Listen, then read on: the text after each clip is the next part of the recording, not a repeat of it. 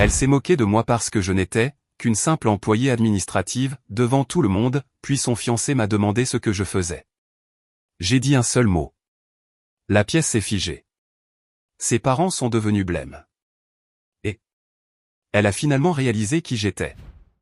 Je m'appelle Jessica, j'ai 32 ans, et je suis restée figée lors du dîner de fiançailles de ma sœur Rachel alors que son fiancé, Marcus, m'a interpellé publiquement. Rachel venait de se moquer de ma carrière de juge aux affaires familiales, me traitant d'avocate ratée qui juge les familles des autres parce qu'elle ne peut pas en avoir une. À ce moment choquant, Marcus s'est levé et a dit « C'est toi la juge ce soir. Raconte à tout le monde ce qui s'est réellement passé il y a 5 ans. » Toute la famille s'est tue, la tension emplissant la pièce. J'ai réalisé que le secret que j'avais gardé sur le passé de Rachel était sur le point d'exploser. Avant de continuer cette histoire, j'adorerais savoir d'où vous me regardez aujourd'hui. Les événements que je vais partager ont changé toute ma compréhension de la loyauté familiale et de la justice. Si vous avez déjà eu à faire un choix impossible entre protéger quelqu'un que vous aimez et faire ce qui est juste, s'il vous plaît, cliquez sur le bouton « J'aime ». Ce drame familial m'a emmené dans les endroits les plus sombres avant que je ne trouve la lumière. Et j'espère qu'en le partageant, vous comprendrez pourquoi les jugements les plus difficiles sont parfois ceux que nous portons sur nos proches. Abonnez-vous si vous voulez plus d'histoires sur la défense de la vérité, même quand cela vous coûte tout. Pour comprendre ce qui s'est passé ce soir-là, vous devez connaître ma relation avec Rachel. En grandissant, j'ai toujours été l'élève modèle, la fille responsable qui suivait les règles. J'étudiais dur, j'aidais à la maison et j'essayais de rendre mes parents fiers de toutes les manières possibles. Je n'étais pas parfaite, loin de là, mais je faisais de mon mieux pour faire ce qu'on attendait de moi. Rachel, en revanche, était tout mon contraire. De 2 ans ma cadette, elle était rebelle, charmantée, d'une manière ou d'une autre, toujours la préférée de nos parents malgré ses ennuis constants. Là où j'étais timide et studieuse, Rachel était extravertie et populaire. Elle pouvait se sortir de n'importe quelle situation en un clin d'œil, affichant ce sourire gagnant qui faisait que les professeurs, les parents et à peu près tout le monde lui pardonnaient sa dernière transgression. Rachel a juste du caractère, disait ma mère après qu'elle soit rentrée une nouvelle fois après le couvre-feu. Elle se cherche, expliquait mon père quand elle échouait à un autre cours.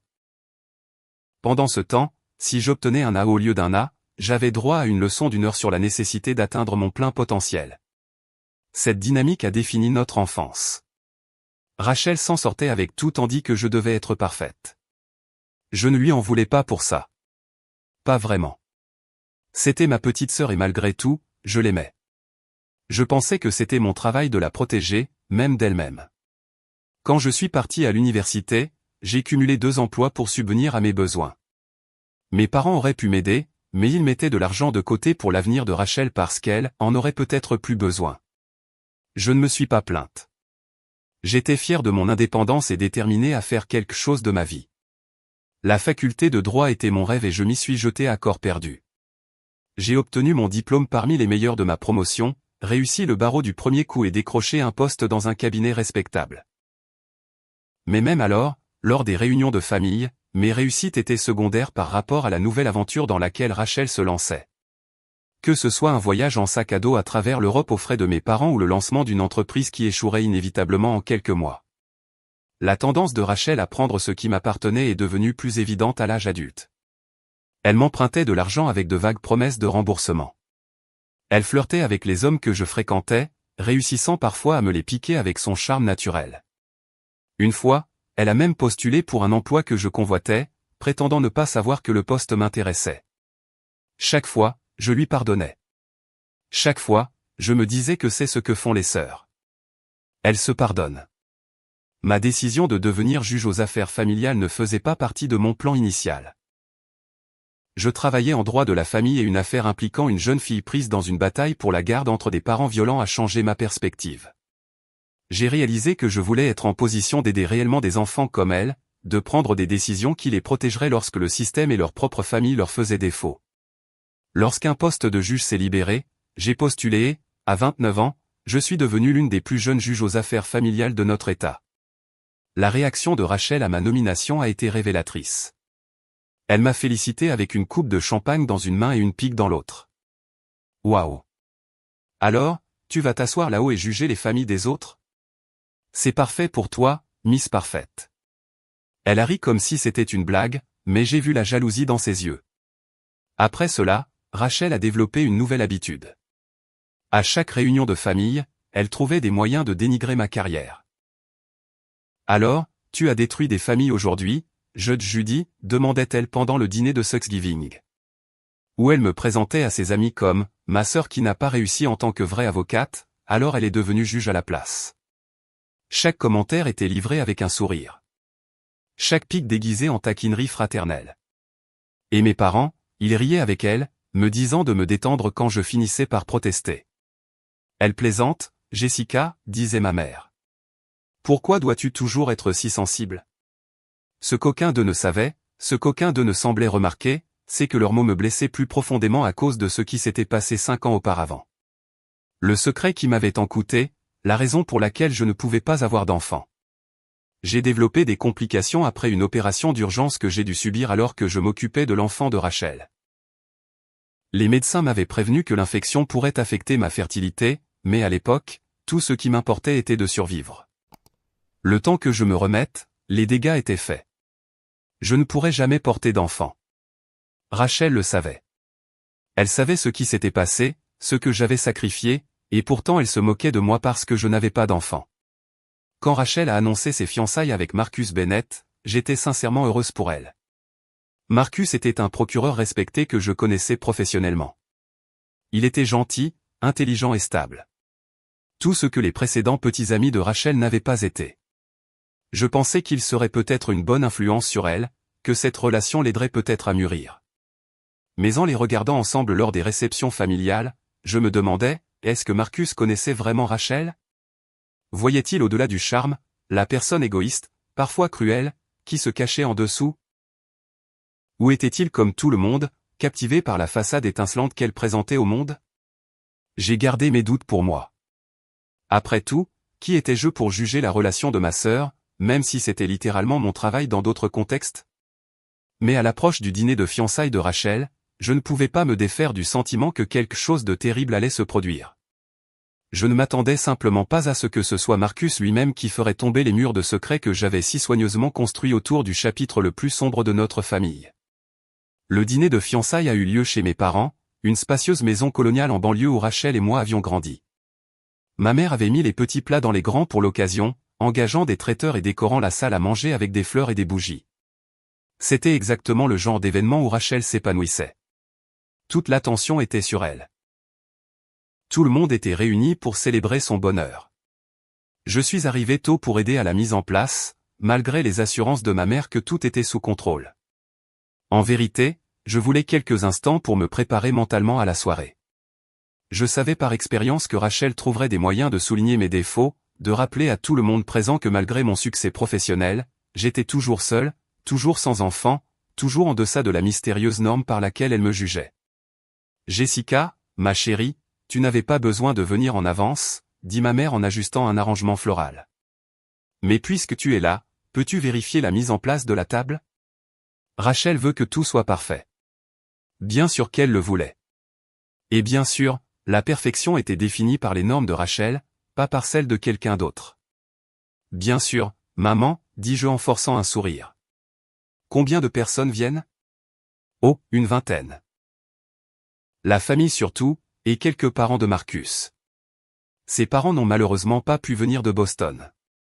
J'ai hoché la tête, me demandant si l'absence des parents de Marcus était vraiment malheureuse, ou s'ils avaient leurs propres réserves à propos de Rachel. J'ai chassé cette pensée, me réprimandant pour mes suppositions peu charitables. À 19h, la maison était pleine. Mes tantes, oncles et cousins qui nous avaient vus grandir, Rachel et moi, qui avaient été témoins de notre rivalité au fil des ans sans jamais vraiment en comprendre la profondeur.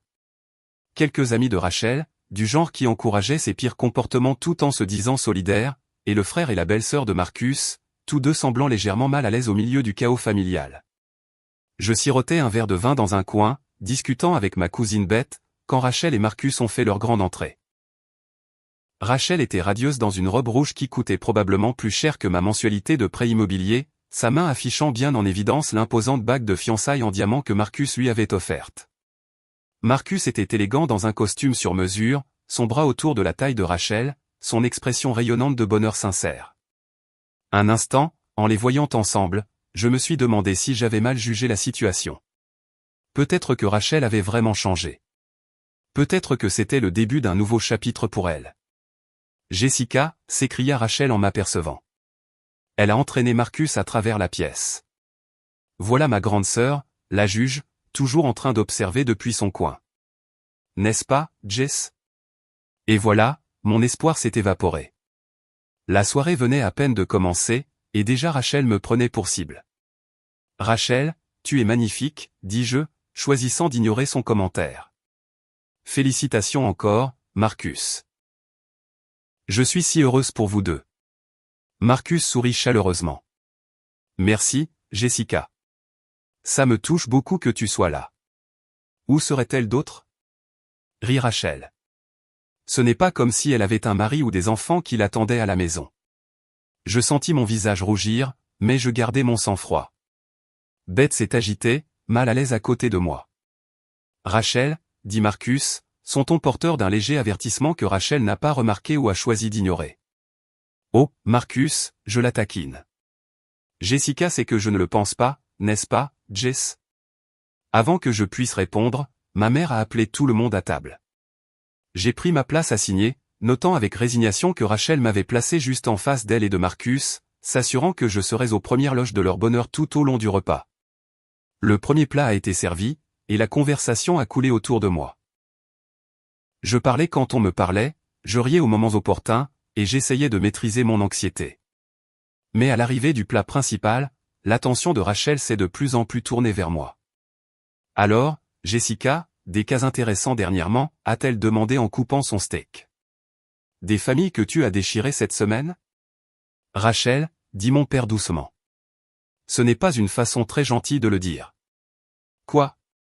Je m'intéresse à son travail, protesta Rachel, toute innocente. Jessica est celle qui décide quels parents méritent de garder leurs enfants et lesquels non. C'est une grande responsabilité. C'en est une, acquiesçai-je, en essayant de garder ma voix égale. Et ce n'est pas une que je prends à la légère. Je suis sûr que non, dit Rachel. Mais ça ne te dérange jamais de porter ces jugements alors que tu n'as pas d'enfant toi-même? Je veux dire, comment peux-tu possiblement comprendre ce que c'est d'être un parent? La table est devenue silencieuse. Même Rachel semblait réaliser qu'elle avait franchi une ligne. Je n'ai peut-être pas d'enfant, dis-je prudemment, mais je comprends la loi et je comprends ce dont les enfants ont besoin pour être en sécurité et aimés. Bien sûr que tu comprends, intervint rapidement ma mère. Rachel, ma chérie, raconte-nous vos projets de lune de miel. Rachel a saisi l'occasion de changer de sujet, se lançant dans une description détaillée du complexe de luxe à Bali où elle et Marcus passeraient 2 semaines. Mais le répit fut de courte durée. Au moment du dessert, Rachel est revenue à son sujet favori, mes insuffisances perçues. Jessica, as-tu pensé aux applications de rencontres, demanda-t-elle soudainement. Mon amie Stéphanie a rencontré son mari sur une, et elles sont très faciles à utiliser maintenant, même pour les gens qui ne sont pas très doués en technologie. Je suis tout à fait à l'aise avec la technologie, Rachel, répondis-je. Et oui, j'ai essayé les applications de rencontres. Et, insista-t-elle. Pas de chance? Je n'ai pas encore rencontré la bonne personne. Eh bien, tu ferais mieux de te dépêcher, dit-elle, sa voix dégoulinant d'une fausse sollicitude. Ton horloge biologique ne rajeunit pas. Je me suis figé, ma fourchette à mi-chemin de ma bouche. Rachel savait. Elle savait que les enfants ne faisaient pas partie de mon avenir. Elle savait pourquoi, et pourtant elle remuait le couteau dans la plaie. Mes parents ont échangé un regard, mais n'ont rien dit. Ils ne le faisaient jamais. Ils ne me défendaient jamais contre la cruauté de Rachel. Peut-être que Jessica se concentre sur sa carrière en ce moment, suggéra Marcus, essayant clairement de désamorcer la tension. Rachel a ri. Oh, elle est toujours concentrée sur sa carrière. N'est-ce pas, Jess? Une vraie femme de carrière, une femme indépendante et pleine de succès qui n'a pas besoin d'un homme ou d'une famille pour s'épanouir. J'ai posé ma fourchette avec précaution. Il n'y a rien de mal à se concentrer sur sa carrière. Bien sûr que non, acquiesça Rachel avec une fausse sincérité. Surtout quand c'est tout ce que tu as. Je veux dire, soyons honnêtes, tu es en gros une avocate ratée qui juge les familles des autres parce que tu ne peux pas en avoir une. La pièce est devenue complètement silencieuse. Ma cousine Bette a eu un hoquet. Ma tante Gloria a couvert sa bouche. Même mon père avait l'air choqué par la brutalité de l'attaque de Rachel. Mais avant que je puisse répondre, avant que quiconque puisse dire quoi que ce soit, Marcus a posé sa serviette et s'est levé. Son visage avait complètement changé. L'expression chaleureuse et affable avait disparu, remplacée par quelque chose de dur et de résolu. Il m'a regardé, puis a regardé Rachel, puis de nouveau moi. « C'est toi la juge ce soir, dit-il, sa voix claire et ferme. Raconte à tout le monde ce qui s'est réellement passé il y a 5 ans. » La tension dans la pièce était soudain si épaisse que je pouvais à peine respirer. Le visage de Rachel s'est vidé de sa couleur. « Marcus, qu'est-ce que tu fais » siffla-t-elle. Mais les yeux de Marcus sont restés fixés sur moi, attendant, me défiant. Et à ce moment-là, j'ai su. D'une manière ou d'une autre, Marcus avait découvert la vérité. Le secret que j'avais gardé pendant 5 ans a un coût personnel énorme. Le secret qui avait façonné ma carrière, ma vie, mon identité même. La question était, avais-je le courage de le dire enfin à voix haute? J'avais gardé le silence pour protéger ma sœur toutes ces années. Mais en regardant ma famille, mes parents qui avaient toujours choisi Rachel, mes proches qui l'avaient vu me maltraiter pendant des décennies sans intervenir, Rachel elle-même, son beau visage maintenant déformé par la peur et la colère, je me suis demandé qui je protégeais vraiment, et à quel prix. Le secret de ce qui s'était passé il y a 5 ans me rongeait de l'intérieur. Il était peut-être enfin temps de le laisser sortir. Si vous avez déjà eu à choisir entre garder un secret de famille toxique et dire votre vérité, vous savez exactement ce que j'ai ressenti à ce moment-là. Le poids du silence peut être écrasant, mais le briser, c'est terrifiant aussi. J'étais sur le point de tout changer, pour le meilleur ou pour le pire. Restez avec moi pendant que je révèle ce qui s'est réellement passé il y a 5 ans et comment cela a changé nos vies à tous pour toujours. 5 ans plus tôt, ma vie était différente. J'avais 27 ans, je travaillais dans un cabinet d'avocats spécialisé en droit de la famille, je sortais avec un homme merveilleux nommé David, et nous envisagions notre avenir ensemble. Rachel avait 25 ans et vivait ce qui semblait être sa meilleure vie, faisant la fête constamment, publiant des photos glamour sur les réseaux sociaux et sortant avec une série d'hommes de plus en plus douteux. Nos parents s'inquiétaient pour elle, bien sûr, mais Rachel leur assurait qu'elle créait son réseau et développait sa marque personnelle. Quoi que cela signifie. En réalité, j'avais commencé à entendre des rumeurs sur le comportement plus sauvage de Rachel, consommation de drogue, fête toute la nuit, relations avec des hommes mariés. Mais chaque fois que j'essayais de lui en parler, elle m'accusait d'être jalouse et de la juger. Tout le monde ne veut pas de ta vie ennuyeuse, Jessica, me lançait-elle. Certains d'entre nous veulent vraiment vivre un peu. Alors, j'ai arrêté d'essayer. Je me suis concentré sur ma propre vie, ma carrière, ma relation avec David. Rachel et moi nous sommes éloignés, ne nous parlant que lors des réunions de famille où elle jouait le rôle de la sœur adorée pour le plus grand plaisir de nos parents. Puis est arrivé l'appel téléphonique qui a tout changé. Il était 3 heures du matin quand mon téléphone a sonné. Je l'ai attrapé dans l'obscurité, le cœur battant de cette peur particulière qui accompagne les appels au milieu de la nuit. « Allô » ai-je répondu, ensommeillé. « Jessica. » La voix de Rachel était à peine reconnaissable, pâteuse, paniquée. « J'ai besoin d'aide. »« Rachel, qu'est-ce qui ne va pas ? Où es-tu ? » Le Sunset Motel, chambre 117. « S'il te plaît, viens. Ne le dis pas à maman et papa, s'il te plaît. » Elle a raccroché avant que je puisse poser d'autres questions. J'ai réveillé David, lui ai expliqué la situation du mieux que je pouvais, et nous avons conduit jusqu'au motel ensemble. C'était dans un quartier mal famé de la ville, le genre d'endroit loué à l'heure. J'étais terrifié par ce que j'allais trouver. La chambre 117 était au bout d'un couloir faiblement éclairé. J'ai frappé doucement, appelant le nom de Rachel. La porte s'est entr'ouverte et j'ai vu le visage de ma sœur, couvert de bleu, un œil enflé et fermé. « Oh mon Dieu, Rachel » ai-je haleté. « Qu'est-ce qui s'est passé ?» Elle m'a tiré à l'intérieur, David me suivant. La chambre était un désastre. Des vêtements éparpillés partout. Des bouteilles vides sur la table de chevet, l'odeur incomparable de vomi et d'autres choses, quelque chose de chimique que j'apprendrai plus tard être de la méthamphétamine. Mais ce qui m'a le plus choqué n'était pas l'apparence de Rachel ou l'état de la chambre. C'était la petite silhouette blottie sur le lit. Une petite fille d'environ 2 ans, qui nous regardait avec de grands yeux effrayés. « Rachel » ai-je murmuré, « à qui est cet enfant ?» Rachel s'est mise à pleurer. D'énormes sanglots secouaient tout son corps. « C'est la mienne » a-t-elle finalement réussi à dire. Elle s'appelle Lily. Je regardais ma sœur avec incrédulité. La tienne? Comment? Quand? Rachel, je ne savais même pas que tu étais enceinte. Personne ne le savait, dit-elle. Je l'ai cachée. J'allais la faire adopter, mais quand elle est née, je n'ai tout simplement pas pu. Alors, je l'ai élevée. En quelque sorte. En quelque sorte, demanda David, sa voix tendue d'inquiétude. Il s'était approché du lit, les yeux rivés sur la petite fille qui n'avait pas encore émis un son. J'ai une baby-sitter d'habitude, dit Rachel sur la défensive. Mais elle a démissionné la semaine dernière. Elle a dit que je ne la payais pas assez. Et puis ce soir, c'était grave. Qu'est-il arrivé à ton visage, ai-je demandé. Mon petit ami. Ex-petit ami maintenant, je suppose. Il a découvert l'existence de Lily et a pété les plombs.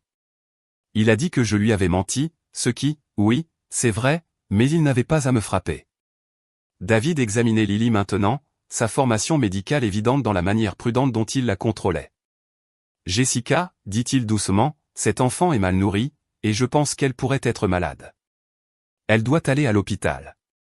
Je regardais ma sœur, la regardais vraiment pour la première fois depuis peut-être des années.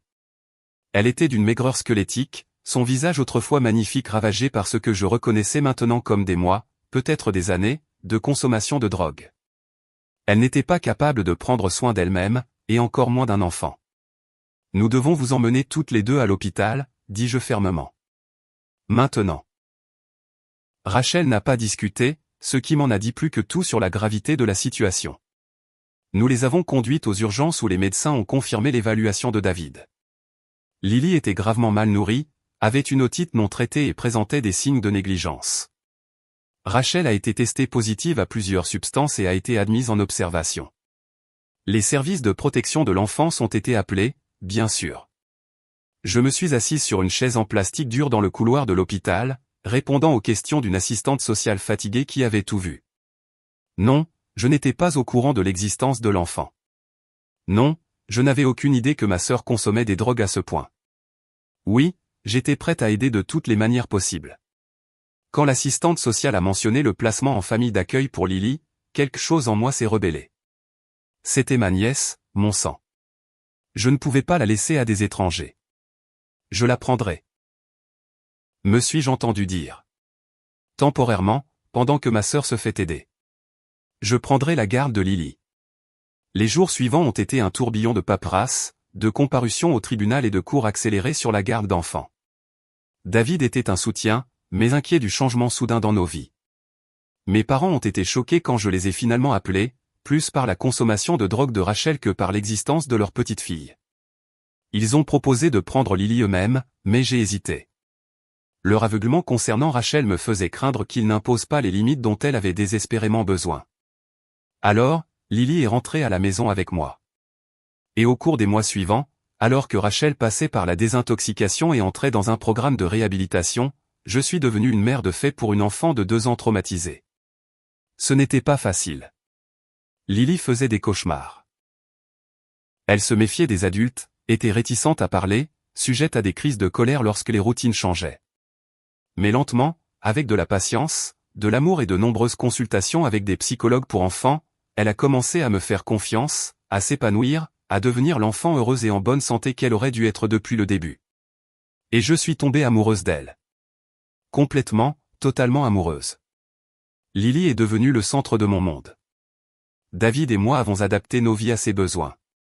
Et bien que la tension ait finalement eu raison de notre relation, je n'ai jamais regretté ma décision de la prendre. 6 mois après le début de cette nouvelle réalité, la catastrophe a frappé. J'ai développé de graves douleurs abdominales et j'ai été transporté d'urgence à l'hôpital pour ce qui s'est avéré être une rupture de l'appendicite compliquée par une infection massive. L'opération m'a sauvé la vie, mais a entraîné des complications qui m'ont laissé d'importantes cicatrices dans mon système reproducteur. Les médecins ont été doux mais clairs, je ne pourrai jamais porter d'enfant. À l'époque, consumé par la douleur et concentré sur ma guérison pour pouvoir retourner auprès de Lily, je n'ai pas pleinement réalisé cette perte. Ce n'est que plus tard, bien plus tard, que tout son poids me frapperait. J'étais encore en convalescence quand Rachel est revenue, 8 mois après cette terrible nuit au motel. Elle était sobre, avait l'air en bonne santé et avait un nouveau petit ami à son bras, un riche promoteur immobilier nommé James qui semblait véritablement épris d'elle. Je suis prête à être une maman maintenant, a annoncé Rachel lors de sa première visite à mon appartement. James et moi allons prendre un logement ensemble. Il adore les enfants.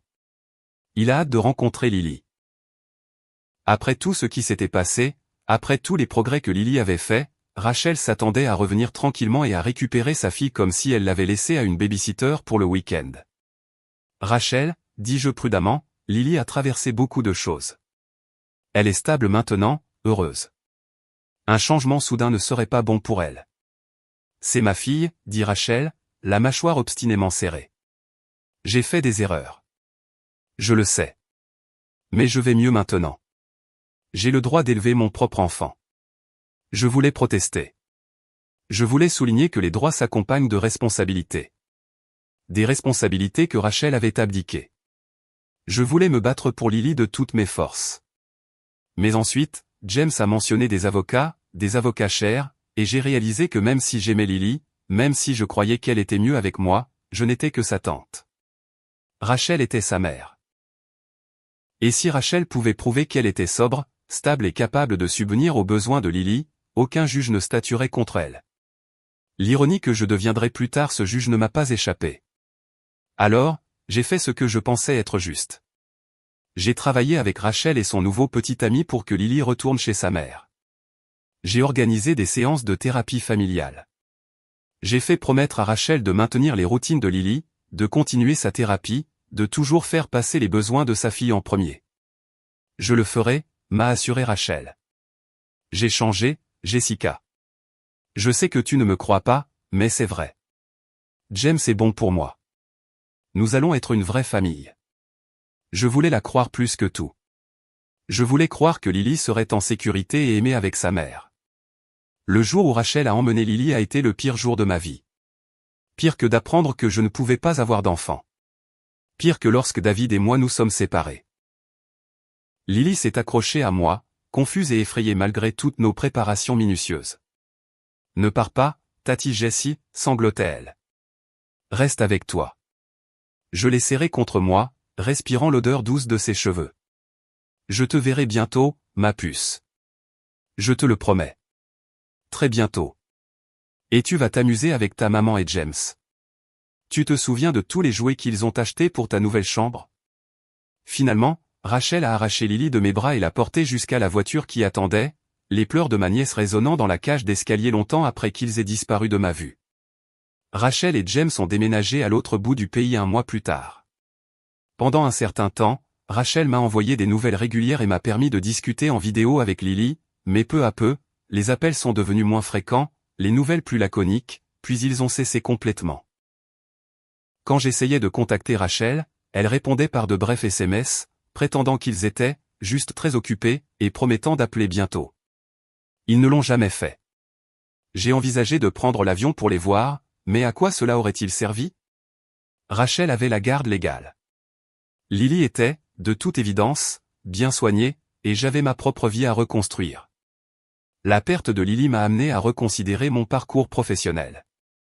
J'avais vu de mes propres yeux comment fonctionnait le système judiciaire familial, ses forces et ses nombreuses failles. Je voulais participer à son amélioration. Lorsqu'un poste de juge s'est libéré, j'ai postulé, mon expérience personnelle façonnant mes ambitions professionnelles. En tant que juge, j'ai prêté serment de confidentialité concernant les affaires qui m'étaient présentées. Mais mon expérience avec Lily et Rachel était personnelle, pas professionnelle. Pourtant, je les gardais privées. En partie pour protéger Rachel, en partie pour protéger Lily, et en partie, je l'admets, pour me protéger de la douleur de revisiter cette perte. Mes parents savaient une partie de ce qui s'était passé, bien sûr, mais pas toute l'étendue de la négligence de Rachel ou de mon attachement à Lily. Ils ne savaient certainement pas pour mon infertilité, un chagrin privé que je ne partageais avec personne. Et ainsi le secret est resté enfoui, une ombre sur ma vie que personne d'autre ne pouvait voir, jusqu'à ce que Marcus, d'une manière ou d'une autre, le déterre et le mettre sous la lumière crue de ce dîner de fiançailles. De retour à table, le temps semblait suspendu suite au défi de Marcus. Rachel fut la première à rompre le silence, sa voix aiguë et cassante de panique. « Marcus, je ne sais pas ce que tu crois savoir, mais ce n'est ni le moment ni l'endroit. » « Quel est le bon moment, Rachel ?» interrompit Marcus, sa voix étonnamment douce malgré la fermeté de ses mots. « Après notre mariage ?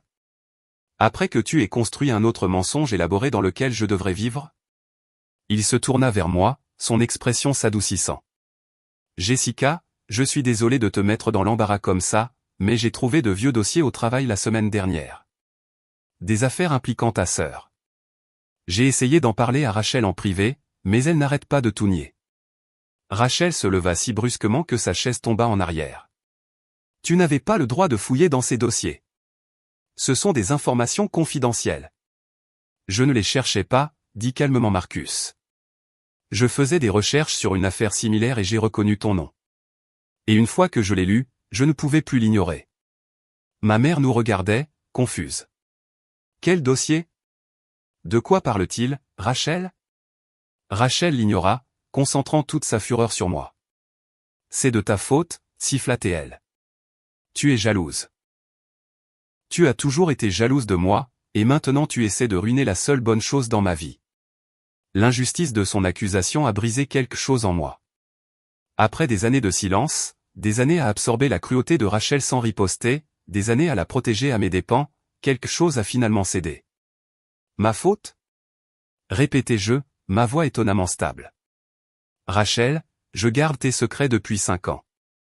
Je t'ai laissé te moquer de moi, me rabaisser, faire des blagues sur mon absence d'enfant alors que tu sais pourquoi je ne peux pas en avoir. J'ai tout fait pour te protéger, et c'est comme ça que tu me remercies. » « Jessica, » dit mon père, sa voix porteuse d'un avertissement. « Quelle que soit la raison, nous n'avons pas besoin de laver notre linge sale en public. » J'ai ri. Un son si amer que je l'ai à peine reconnu comme venant de moi. Bien sûr que non. Dieu nous en préserve de reconnaître quoi que ce soit de désagréable dans cette famille. Dieu nous en préserve que Rachel fasse un jour face aux conséquences de ses actes. « Quels actes ? » exigea ma mère. « Quelqu'un peut-il m'expliquer ce qui se passe ?» J'ai regardé Marcus, qui a hoché la tête d'un air encourageant. Puis j'ai pris une profonde inspiration et j'ai dit la vérité. Toute la vérité. L'appel tard dans la nuit. Trouver Rachel battue et droguée avec une petite fille dont j'ignorais l'existence. Prendre la garde de Lily pendant que Rachel allait en cure de désintoxication. Tomber amoureuse de ma nièce. L'opération qui m'a rendue stérile. Le retour de Rachel avec son nouveau petit ami riche, sa décision de reprendre Lily. La dernière fois que j'ai parlé à Lily, c'était il y a plus de 4 ans, ai-je conclu, la voix brisée. Rachel a déménagé à l'autre bout du pays et a progressivement coupé tout contact. Je ne me suis pas battu parce que je pensais que Lily était mieux avec sa mère. Je pensais que Rachel avait changé. Le silence qui a suivi mon récit était assourdissant. Ma mère fut la première à parler. Sa voix était faible de choc. « Tu as eu un bébé ?» demanda-t-elle à Rachel. « Nous avons une petite fille que nous n'avons jamais rencontrée ?» Le visage de Rachel était passé de pâle à rouge pendant mon récit. « Ce n'était pas comme ça » insista-t-elle. Jessica fait paraître ça pire que ça ne l'était. Je traversais une mauvaise passe, oui, mais je me suis rétabli. Je suis devenu sobre. J'ai pris mes responsabilités. « Vraiment ?» demanda doucement Marcus. « Parce que selon les dossiers que j'ai trouvés, tu as de nouveau abandonné Lily moins d'1 an après l'avoir reprise à Jessica. » C'était mon tour d'être choqué. « Quoi ?» Marcus hocha la tête d'un air sombre. « Quand ça n'a pas marché avec James, Rachel a laissé Lily avec lui. Il a essayé de s'occuper d'elle pendant un certain temps, mais a finalement contacté les services sociaux parce qu'il n'était pas son père biologique et n'avait aucun statut légal. Lily a fini en famille d'accueil. » La pièce tournait autour de moi. Lily en famille d'accueil ? Après tout ce que j'avais fait pour la tenir à l'écart du système. Est-ce que c'est vrai ? Ai-je demandé à Rachel, ma voix à peine un murmure. James était censé s'occuper d'elle, dit Rachel sur la défensive. Il a dit qu'il le ferait. Il avait l'argent, la grande maison. Mais ensuite, il a rencontré quelqu'un d'autre, quelqu'un de plus jeune, et soudain, il ne voulait plus jouer au papa. Alors tu as juste laissé ta fille avec lui, dit mon père, sa voix incrédule. Ton propre enfant. J'étais de nouveau dans une mauvaise passe, admire Rachel. Je ne pouvais pas m'occuper d'elle. Je pensais qu'elle serait mieux avec James. Je me sentais physiquement malade. Pendant tout ce temps, je m'étais consolé en pensant que Lily était au moins en sécurité et aimée, même si ce n'était pas avec moi. Apprendre qu'elle avait été abandonnée à nouveau, qu'elle avait fini dans le système même que j'avais si désespérément essayé de lui éviter, était presque insupportable. Comment as-tu pu ne pas me le dire, ai-je demandé, les larmes coulant sur mon visage. Je l'aurais reprise sans hésiter. Tu le savais. J'avais honte. D'accord, cria Rachel. J'ai encore échoué. C'est ce que vous voulez entendre? La fille modèle, Jessica, n'échouerait jamais comme ça. Ne ferait jamais ces erreurs. Tu serais la mère parfaite, n'est-ce pas? Tu ne laisserais jamais personne tomber. Ce n'est pas juste, dis-je. Je n'ai jamais prétendu être parfaite. Mais j'aimais Lily. Je l'aime toujours. Et tu me l'as caché. Arrêtez, toutes les deux, intervint ma mère. Ça ne nous mène nulle part. Rachel, nous discuterons de ta tromperie plus tard. Pour l'instant, Marcus, es-tu en train de dire que notre petite fille est actuellement en famille d'accueil? Marcus hésita. Les dossiers que j'ai trouvés datent de 3 ans. Je ne connais pas sa situation actuelle. À ce stade, le dîner avait complètement dégénéré. Les parents chuchotaient entre eux, certains semblant choqués, d'autres critiques. Les amis de Rachel étaient clairement mal à l'aise, essayant de se fondre dans le décor de ce drame familial. Ma tante Gloria se leva. Je pense que nous devrions peut-être laisser la famille régler ça en privé, suggéra-t-elle. Beverly, Thomas, merci pour le dîner. Rachel, Marcus, encore félicitations pour vos fiançailles. Il y eut un murmure d'approbation alors que les invités commençaient à s'excuser et à partir. En quelques minutes, seule la famille proche restait, mes parents, Rachel, Marcus et moi. Je n'arrive pas à croire que tu aies fait ça, dit Rachel à Marcus dès que le dernier invité fut parti. Tu m'as humilié devant tout le monde. Je ne voulais pas, répondit Marcus. J'ai essayé de te parler en privé pendant une semaine, mais tu n'arrêtais pas d'éviter la conversation. Et puis ce soir, la façon dont tu traitais Jessica.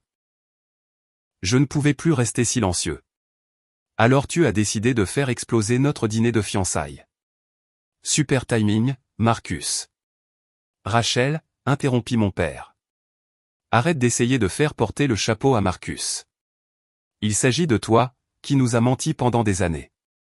D'avoir eu un enfant dont nous ignorions l'existence. D'avoir abandonné cet enfant, non pas une, mais 2 fois. Les yeux de Rachel se remplirent de larmes. Je savais que vous me jugeriez. C'est pour ça que je ne vous l'ai pas dit. Nous sommes tes parents, dit ma mère, la voix brisée. Nous t'aurions aidé. Nous aurions été là pour toi et pour notre petite fille. Comme vous avez été là pour moi quand Jessica a pris Lily, rétorqua Rachel. Vous n'avez même pas proposé d'aider à l'époque. Vous étiez trop occupé à être déçu par moi. Parce que tu te droguais, s'exclama mon père. Parce que tu nous avais caché une grossesse et un enfant pendant des années. À quoi t'attendais-tu, Rachel? Une parade?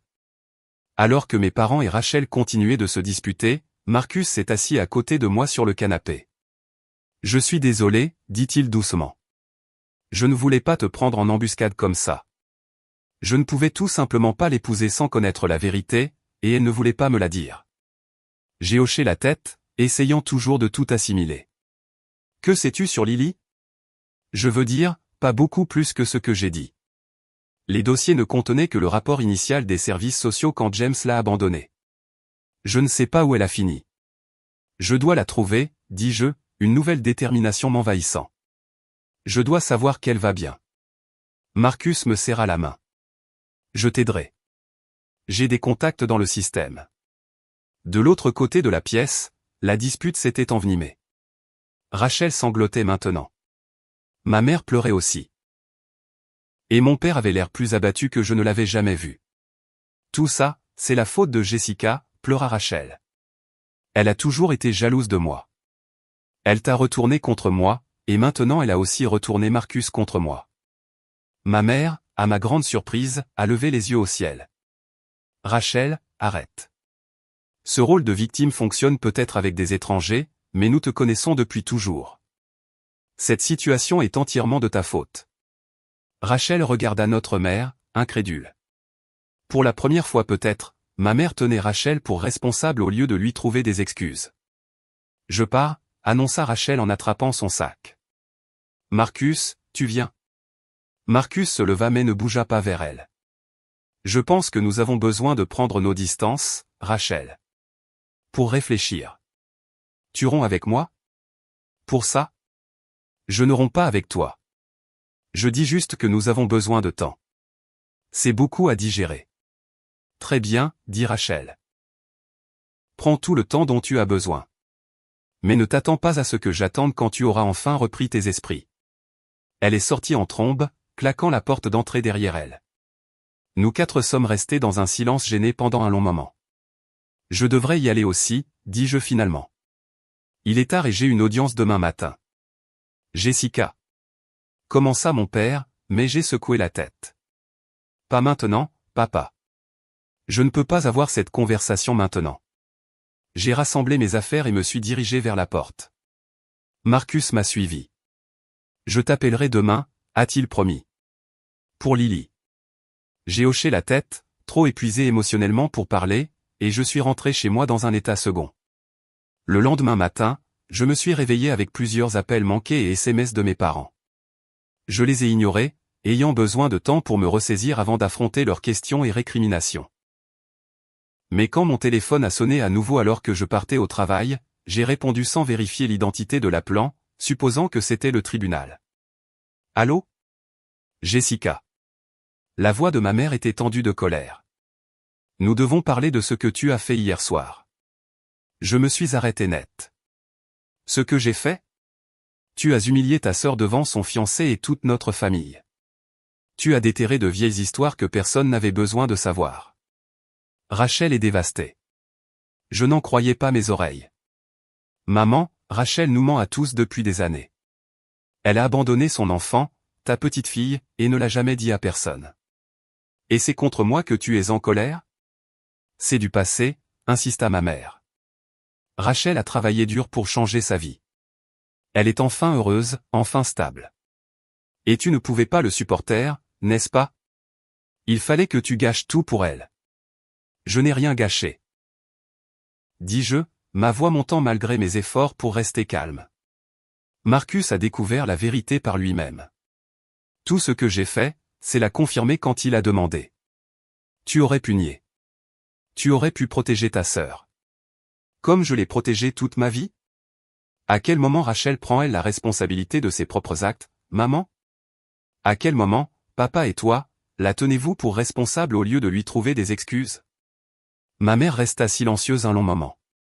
Nous avons toujours essayé d'être juste avec vous deux, dit-elle finalement. Mais tu as toujours été si capable, si indépendante. Rachel avait besoin de plus de soutien. Rachel avait besoin de limites, ai-je corrigé. Elle avait besoin de conséquences pour ses actes. Au lieu de ça, vous lui avez appris qu'elle pouvait faire ce qu'elle voulait et que quelqu'un d'autre nettoierait ses dégâts, généralement moi. Ce n'est pas juste, Jessica. Rien de tout ça n'est juste. Acquiescez-je. Il n'est pas juste que Rachel ait abandonné sa fille. Il n'est pas juste que Lily ait fini en famille d'accueil alors que je l'aurais volontiers élevée. Et il n'est pas juste que tu m'appelles pour me réprimander au lieu de tenir ta plus jeune fille responsable de ses choix. Nous voulons juste la paix dans la famille, plaida ma mère. Ne peux-tu pas t'excuser auprès de Rachel? Essayer d'arranger les choses? J'ai ri amèrement. Arranger les choses? Maman, est-ce que tu t'entends? La seule chose qui arrangerait les choses, c'est de trouver Lily et de s'assurer qu'elle va bien. C'est ce que j'ai l'intention de faire, avec ou sans votre soutien. J'ai raccroché, les mains tremblantes de colère et de chagrin. Pour la première fois de ma vie, j'en avais fini de protéger Rachel, d'encourager le favoritisme de mes parents, de sacrifier mon propre bien-être pour maintenir une façade d'harmonie familiale. Il était temps de trouver ma nièce et, peut-être, de trouver une certaine justice pour nous deux. Si vous avez déjà dû affronter votre famille et choisir ce qui est juste plutôt que ce qui est confortable, vous savez que cela demande tout le courage que vous avez.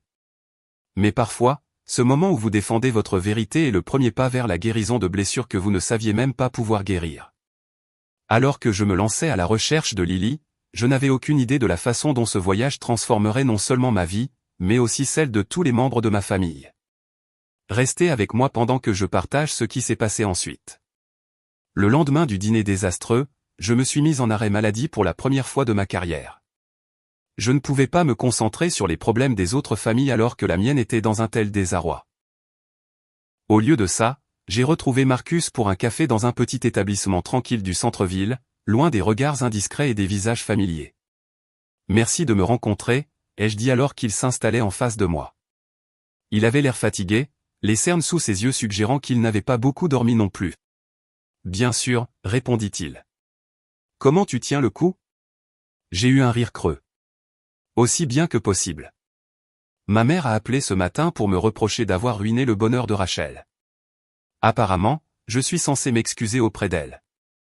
Marcus secoua la tête. Je ne sais même pas quoi dire à ça.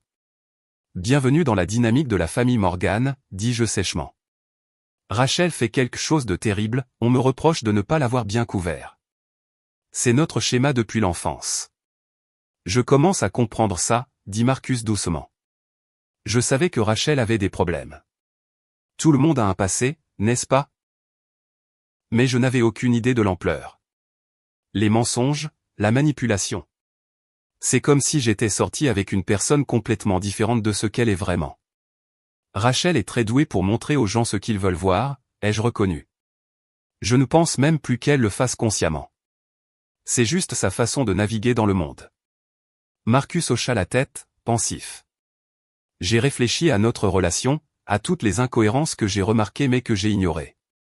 La façon dont ces histoires ne collent parfois pas tout à fait. Les lacunes mystérieuses dans son histoire.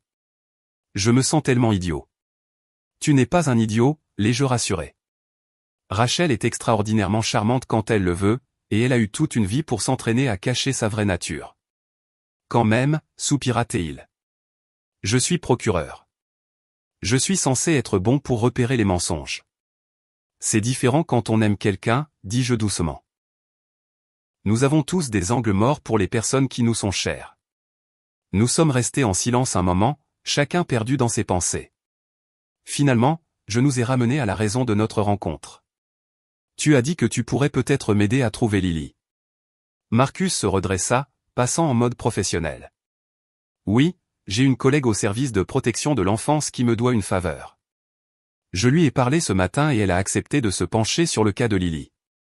Ça pourrait prendre quelques jours, cependant. Ces dossiers peuvent être compliqués, surtout si Lily a déménagé entre différentes juridictions. Je comprends, dis-je, essayant de tempérer mon impatience. Et j'apprécie ton aide. Je sais que ça te met dans une position délicate avec Rachel. Rachel et moi. Il hésita. Je ne sais pas ce qui va se passer avec nous, pour être honnête. Je tiens à elle, mais je ne sais pas si je peux encore lui faire confiance, et la confiance est essentielle dans un mariage. J'ai hoché la tête, ne sachant que dire. Une partie de moi se sentait coupable d'avoir potentiellement détruit les fiançailles de ma sœur, mais une plus grande partie reconnaissait que Rachel l'avait fait elle-même avec ses mensonges et sa manipulation. Et toi? Demanda Marcus. Es-tu préparé à ce que nous pourrions trouver?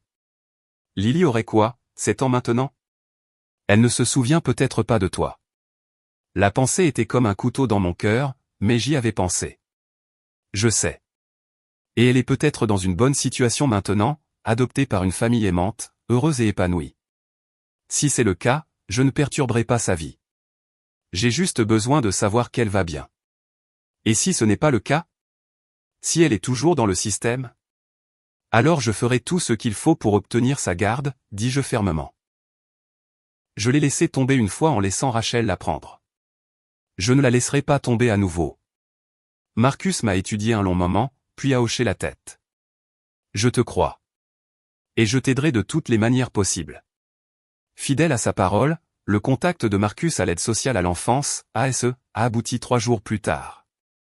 Lily était en effet toujours dans le système de placement familial, ayant été déplacée entre 4 foyers différents au cours des 3 dernières années. Son placement actuel était chez une mère d'accueil nommée Eleanor Reed, spécialisée dans les enfants ayant des problèmes émotionnels et comportementaux. Armé de ces informations et d'une stratégie juridique soigneusement élaborée, j'ai pris un autre jour de congé et j'ai conduit jusqu'au quartier de banlieue où vivait Eleanor Reed. La maison était un modeste plain-pied avec un jardin bien entretenu et un panier de basket dans l'allée. Il y avait des jouets éparpillés sur la pelouse, preuve que des enfants vivaient ici et étaient autorisés à jouer librement. Je suis resté assise dans ma voiture pendant plusieurs minutes, rassemblant mon courage. Et si Lily ne se souvenait pas de moi? Et si elle était en colère que je l'ai laissée partir? Et si elle me rejetait carrément? Finalement, je me suis forcé à m'approcher de la porte et à sonner. Une femme dans la cinquantaine, avec des yeux bienveillants et une attitude pragmatique, m'a ouvert.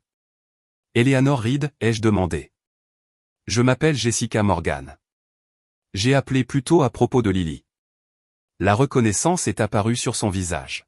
« Oui, bien sûr. »« Entrez, je vous en prie. » Elle m'a conduite à un salon confortable et m'a fait signe de m'asseoir. « Lily est à l'école en ce moment », a-t-elle expliqué. « Elle devrait être à la maison dans environ 1 heure. Ça nous laisse le temps de parler, ce qui est important, je pense, avant que vous ne la voyiez. » J'ai hoché la tête, à la fois soulagé et déçu. « Comment va-t-elle » L'expression d'Eleanor était soigneusement neutre. « Lily est compliquée. Elle est extrêmement intelligente, créative, sensible. Mais elle a de gros problèmes de confiance. Comme on peut s'y attendre vu son histoire. Elle a du mal avec l'attachement, à croire que les gens qui disent l'aimer ne finiront pas par partir. » Mon cœur s'est serré à cette description. A-t-elle parlé de sa petite enfance, de sa mère ou de moi? Elle ne parle pas beaucoup de son passé, dit Eleanor. Mais elle a un souvenir clair qu'elle mentionne parfois. Une femme qu'elle appelle Tati Jessil qui lui chantait des chansons et la faisait se sentir en sécurité. Serait-ce vous? Les larmes me sont montées aux yeux. Oui, ai-je murmuré.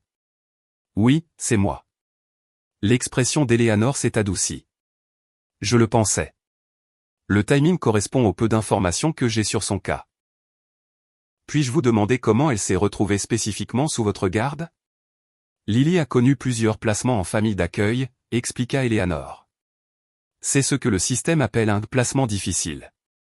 Elle a du mal à créer des liens avec les parents d'accueil, se met souvent en colère quand elle commence à se sentir à l'aise quelque part. Presque comme si elle testait s'ils allaient la renvoyer. Et malheureusement, plusieurs l'ont fait. Je l'ai depuis environ 8 mois maintenant. Nous avons eu nos défis, mais nous progressons. J'ai hoché la tête, essayant d'absorber ces informations sans me laisser submerger. Que se passe-t-il maintenant, légalement? Je veux dire, je suis sa tante, mais je n'ai actuellement aucun droit de garde. Cela dépend de ce que vous voulez qu'il se passe, dit franchement Eleanor. Cherchez-vous à rétablir le contact avec Lily, à lui rendre visite occasionnellement, ou cherchez-vous à obtenir la garde? En fin de compte, je veux ce qui est le mieux pour Lily, dis-je prudemment. Si c'est de rester avec vous, alors je ne perturberai jamais cela. Mais oui, idéalement, j'aimerais demander la garde. Je n'ai jamais cessé de l'aimer ou de penser à elle. Eleanor m'a étudié pensivement. J'apprécie votre honnêteté et votre considération pour le bien-être de Lily. Trop souvent, je vois des membres de la famille biologique revenir dans la vie d'un enfant en s'attendant à ce que tout soit facile, sans comprendre les dommages qui ont été causés. Je comprends que ce ne sera pas facile, l'ai-je assuré. Je suis juge aux affaires familiales. Je vois ces cas tous les jours. Je sais que le chemin à parcourir sera long et compliqué pour nous deux. Elle a haussé un sourcil. Une juge? C'est impressionnant. Mon expérience avec Lily a en fait influencé mon parcours professionnel, ai-je admis. Je voulais être en mesure d'aider des enfants comme elle. Avant qu'Eleanor ne puisse répondre, nous avons entendu la porte d'entrée s'ouvrir et le son de voix d'enfant dans le couloir. Ce doit être Lily et les autres, dit Eleanor en se levant. Je vais lui parler d'abord. Lui expliquer qui vous êtes. Il serait peut-être préférable que cette première rencontre soit brève. Nous ne voulons pas la submerger. J'ai hoché la tête, le cœur battant à tout rompre. Bien sûr, tout ce que vous pensez être le mieux. Eleanor a quitté la pièce et je l'ai entendu saluer les enfants, demandant à certains de commencer leur devoir ou de prendre un goûter. Puis il y a eu une conversation plus calme que je n'ai pas pu distinguer, suivie de pas s'approchant du salon. Et puis elle était là. Lily. 5 ans de plus que la dernière fois que je l'avais vue, mais incontestablement le même enfant. Elle avait les traits délicats de Rachel, mais des cheveux plus foncés et des yeux qui me rappelaient notre père. Elle se tenait dans l'embrasure de la porte, à moitié cachée derrière Eleanor, me regardant avec une lassitude qui me brisait le cœur. Lily, dit doucement Eleanor. Voici Jessica. Elle dit qu'elle est ta tante. Te souviens-tu d'elle? Lily me fixa un long moment, son expression illisible. Puis, d'une petite voix, elle demanda, Tati Jessie? J'ai hoché la tête, incapable de parler à cause de la boule dans ma gorge. Tu chantais la chanson du dinosaure, dit-elle. Ce n'était pas une question. Oui, ai-je réussi à dire. Celle sur le dinosaure qui avait peur du noir jusqu'à ce que sa maman lui donne une veilleuse. Un petit sourire a vacillé sur son visage. Et faisait des ombres chinoises sur le mur. C'est ça. Dis-je en souriant à travers mes larmes. Tu t'en souviens. Je pensais que tu étais parti pour toujours, dit Lily, une pointe d'accusation dans la voix. Comme tout le monde. Je suis tellement désolé, Lily, dis-je, résistant à l'envie de traverser la pièce et de la prendre dans mes bras. Je n'ai jamais voulu te quitter. Je n'ai jamais cessé de penser à toi ou de t'aimer. Elle m'a regardé avec scepticisme, avec une maturité qu'aucun enfant de 7 ans ne devrait posséder. C'est ce qu'ils disent tous. Je sais, ai-je reconnu. Et je sais qu'il n'est pas juste de te demander de me faire confiance tout de suite. Mais j'espère que tu me donneras une chance de te le prouver. Lily leva les yeux vers Eleanor, qui hocha la tête d'un air encourageant. Mademoiselle Ellie dit que tu veux me rendre visite parfois. J'aimerais beaucoup ça, dis-je. Si ça te va. Lily réfléchit un instant. Je suppose que ce serait d'accord. Dit-elle finalement avec le faux détachement d'un enfant qui essaie de ne pas montrer à quel point il s'en soucie. Si tu veux. Je le veux, l'ai-je assuré. Vraiment beaucoup. Notre première rencontre fut brève, comme l'avait suggéré Eleanor. Nous avons un peu parlé de l'école de Lily, de ses matières préférées, l'art et les sciences, et du livre qu'elle lisait actuellement. J'ai fait attention à ne pas faire de promesses que je ne pouvais pas tenir, ou à ne pas forcer une connexion émotionnelle plus profonde qu'elle n'était prête à accepter.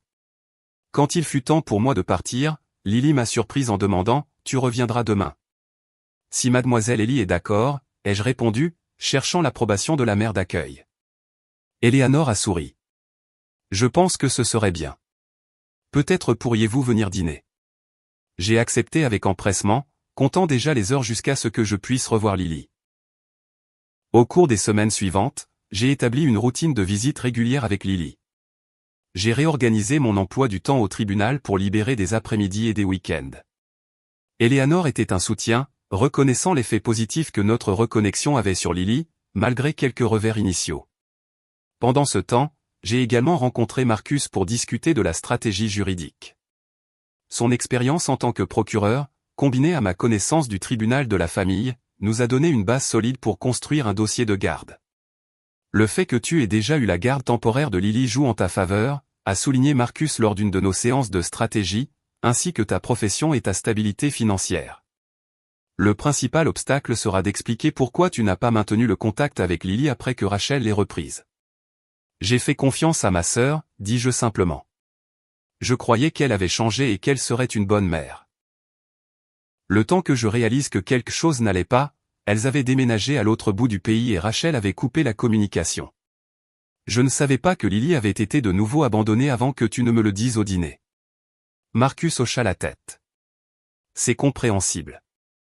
Et c'est la vérité, ce qui est toujours la meilleure approche au tribunal. Et Rachel ? Ai-je demandé avec hésitation. Lui as-tu parlé ? L'expression de Marcus se durcit. Brièvement. Elle ne prend pas bien les choses. Elle s'est convaincue que toi et moi avons conspiré pour ruiner sa vie, que nous avons une sorte de liaison. J'ai grimacé. Ça ressemble à Rachel qui réécrit la réalité pour se faire passer pour la victime. Elle a menacé de contester toute demande de garde, a prévenu Marcus. Elle dit qu'elle est la mère de Lily et qu'elle a des droits. Des droits qu'elle a abdiqués il y a des années, ai-je souligné. Mais oui, je m'y attendais. Rachel n'a jamais été capable d'admettre quand elle a tort ou d'accepter les conséquences de ses actes. Il y a autre chose que tu devrais savoir, dit gravement Marcus. Quelque chose que j'ai découvert lors de mon enquête.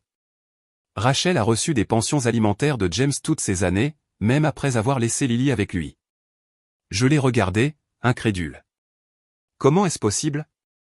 James a continué les paiements, en supposant que l'argent allait aux soins de Lily en famille d'accueil. Rachel n'a jamais corrigé son hypothèse. La révélation n'aurait pas dû me choquer, compte tenu de tout ce que je savais sur ma sœur, mais d'une manière ou d'une autre, elle m'a quand même surprise. Alors elle a abandonné son enfant mais a continué à prendre de l'argent destiné à ses soins. C'est de la fraude. C'en est une, acquiesça sombrement Marcus. Et c'est une preuve que nous pouvons utiliser au tribunal si nécessaire. J'ai hoché la tête, ressentant un étrange mélange de tristesse et de détermination.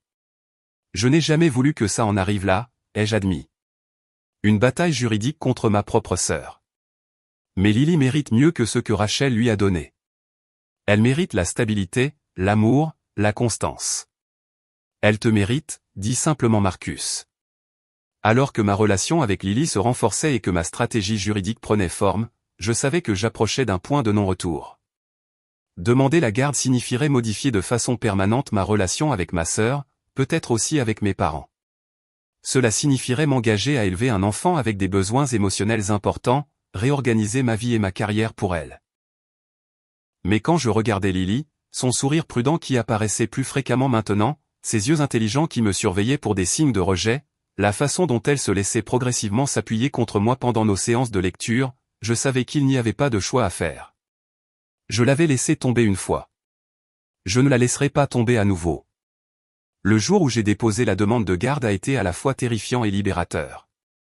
Je prenais position non seulement pour Lily, mais aussi pour moi-même. Pour la première fois de ma vie, je remettais directement en question la dynamique familiale qui m'avait façonné et souvent blessé. Je disais clairement et publiquement que le comportement de Rachel était inacceptable, que son charme et sa manipulation ne la protégeraient plus des conséquences. Comme je m'y attendais, Rachel a riposté immédiatement. Elle a appelé nos parents, leur a dit que j'essayais de lui voler sa fille. Elle m'a envoyé des SMS et des messages vocaux menaçants. Elle a même contacté mes supérieurs au tribunal, suggérant que j'abusais de ma position de juge pour poursuivre une vendetta personnelle. Rien de tout cela ne m'a dissuadé. Avec le soutien de Marcus et les conseils d'Eleanor, je suis resté concentré sur ce qui comptait, donner à Lily le foyer stable et aimant qu'elle méritait. Le processus juridique a avancé et une date d'audience a été fixée. À l'approche du jour J, j'ai ressenti un étrange sentiment de calme. Quoi qu'il arrive, j'avais fait tout ce que je pouvais. J'avais agi par amour pour Lily, pas par colère envers Rachel. Et pour la première fois de ma vie peut-être, je défendais fermement ma propre vérité, peu importe ce que ma famille en pensait. La veille de l'audience, j'ai reçu un appel inattendu de Rachel. « Jessica » dit-elle quand j'ai répondu, sa voix étonnamment sobre. « Nous devons parler. » « Je ne pense pas que ce soit une bonne idée. » Ai-je répondu prudemment. « Pas la veille du procès. Tout ce que tu veux dire peut passer par nos avocats. » « S'il te plaît, dit-elle, et j'ai été surprise d'entendre ce qui ressemblait à une véritable émotion dans sa voix. « Écoute-moi. Ensuite, tu pourras décider quoi faire. » Contre mon meilleur jugement, j'ai accepté de la rencontrer dans un lieu neutre, un café près de mon appartement. Quand je suis arrivé, Rachel était déjà là, l'air inhabituellement débraillé. La façade polie qu'elle présentait habituellement au monde se fissurait. « Merci d'être venue, dit-elle alors que je m'asseyais en face d'elle. « Que veux-tu, Rachel » ai-je demandé, en gardant ma voix égale. Elle prit une profonde inspiration. « Je veux faire un marché. Laisse tomber l'affaire de la garde et j'arrangerai les choses avec maman et papa. Je leur dirai que tout était un malentendu. Nous pouvons revenir à la situation d'avant. » Je la regardais, incrédule. « La situation d'avant ? Tu veux dire avec toi qui me maltraite à chaque occasion et nos parents qui t'encouragent ? Avec Lily en famille d'accueil pendant que tu encaisses des chèques de pension alimentaire destinés à ses soins. C'est ton idée d'arranger les choses ? Tu ne comprends pas, insista Rachel. J'essaie de sauver notre famille. Si tu vas jusqu'au bout demain, si tu racontes à une salle d'audience pleine d'étrangers toutes nos affaires privées, il n'y aura pas de retour en arrière. Maman et papa ne te le pardonneront jamais. Peut-être pas, ai-je reconnu. Mais j'ai besoin de pouvoir me pardonner à moi-même. Et je ne pourrais jamais le faire si j'abandonnais à nouveau Lily. C'est ma fille, dit Rachel, une note de désespoir dans la voix. Quelles que soient les erreurs que j'ai commises, elle est toujours à moi. Être mère, ce n'est pas seulement la biologie, Rachel. C'est être présente. C'est faire passer les besoins de ton enfant avant les tiens. C'est faire le travail difficile jour après jour, même quand ce n'est pas pratique ou difficile. Tu n'as rien fait de tout ça. Je pourrais changer, insista TL. Je pourrais faire mieux. Je secouai la tête, sans méchanceté. Tu as eu 7 ans pour être la mère de Lily. Tu as choisi de ne pas l'être. Maintenant, je choisis d'être là pour elle de la manière qu'elle mérite. L'expression de Rachel se durcit. Alors c'est ça? Tu choisis une gamine que tu connais à peine plus tôt que ta propre sœur? Ta propre famille? Je choisis ce qui est juste, dis-je simplement. Quelque chose que notre famille n'a jamais été très douée à faire. Je me suis levé pour partir, mais Rachel m'a attrapé le poignet. Tu le regretteras, dit-elle, sa voix basse et intense. Quand maman et papa te renieront, quand tu seras toute seule avec une enfant à problème qui te dépasse, tu regretteras de ne pas m'avoir écouté. J'ai doucement retiré sa main de mon poignet. Au revoir, Rachel. On se voit au tribunal demain. En m'éloignant, j'ai ressenti une légèreté inattendue. Les menaces de Rachel, qui m'auraient autrefois terrifié et forcé à obéir, n'avaient plus aucun pouvoir. Je n'étais plus la petite fille désespérée de l'approbation de sa famille, prête à sacrifier son propre bien-être pour maintenir la paix. J'étais une femme qui affirmait son pouvoir, qui se battait pour ce en quoi elle croyait.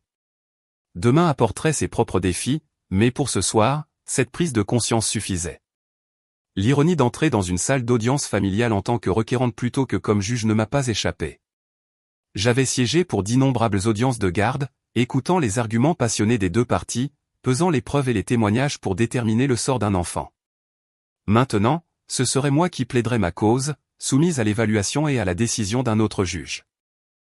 La salle d'audience était familière et pourtant étrange de cette nouvelle perspective. Les tables en bois poli, le sceau de l'état sur le mur, les chaises légèrement inconfortables, tout semblait différent de l'autre côté de l'estrade.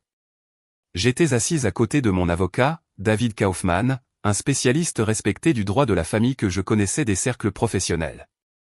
Marcus était assis juste derrière nous, un soutien silencieux qui signifiait plus qu'il ne pouvait l'imaginer. Rachel est arrivée quelques minutes seulement avant le début de l'audience, accompagnée d'un avocat que j'ai reconnu comme étant Stuart Reynolds, l'un des avocats de la famille les plus chers de la ville. Mes parents ont suivi, prenant place juste derrière Rachel dans une démonstration claire d'allégeance. Aucun d'eux n'a regardé dans ma direction. Eleanor est entrée avec le tuteur ad litem de Lily, une femme nommée Patricia Chin, que je savais être minutieuse et axée sur l'enfant. Lily elle-même ne serait pas présente pour la plupart des débats, une pratique standard pour protéger les enfants des confrontations potentiellement traumatisantes en salle d'audience.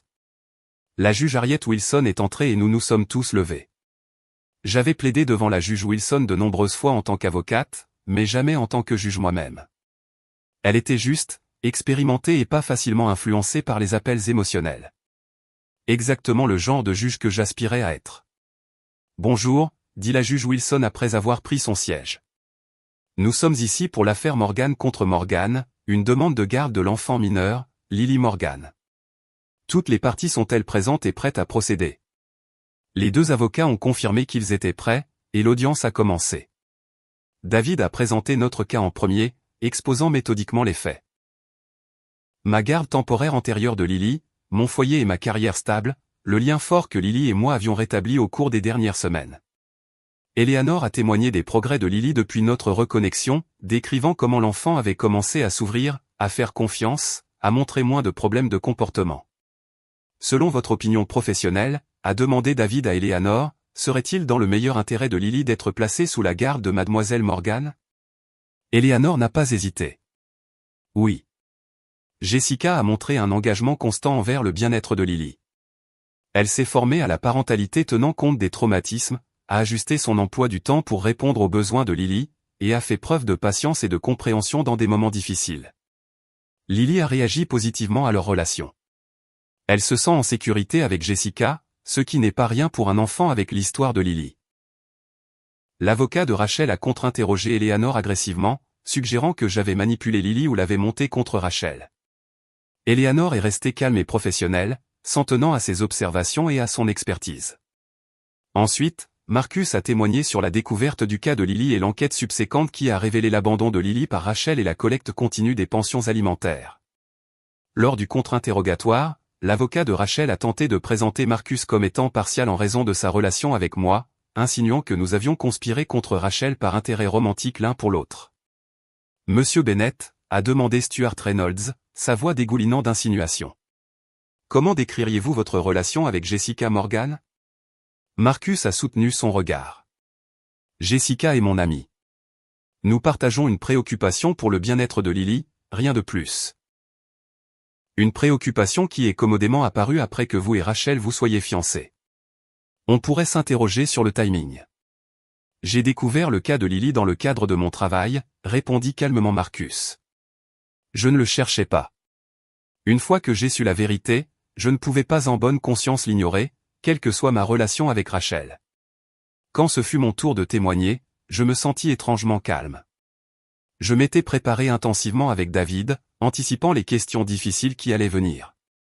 J'ai parlé honnêtement de ma relation avec Lily, des circonstances qui avaient conduit à son placement initial avec moi et de la décision déchirante de la rendre à Rachel. Pourquoi n'avez-vous pas maintenu le contact avec Lily après qu'elle ait quitté votre garde, a demandé directement la juge Wilson. J'ai essayé, ai-je expliqué.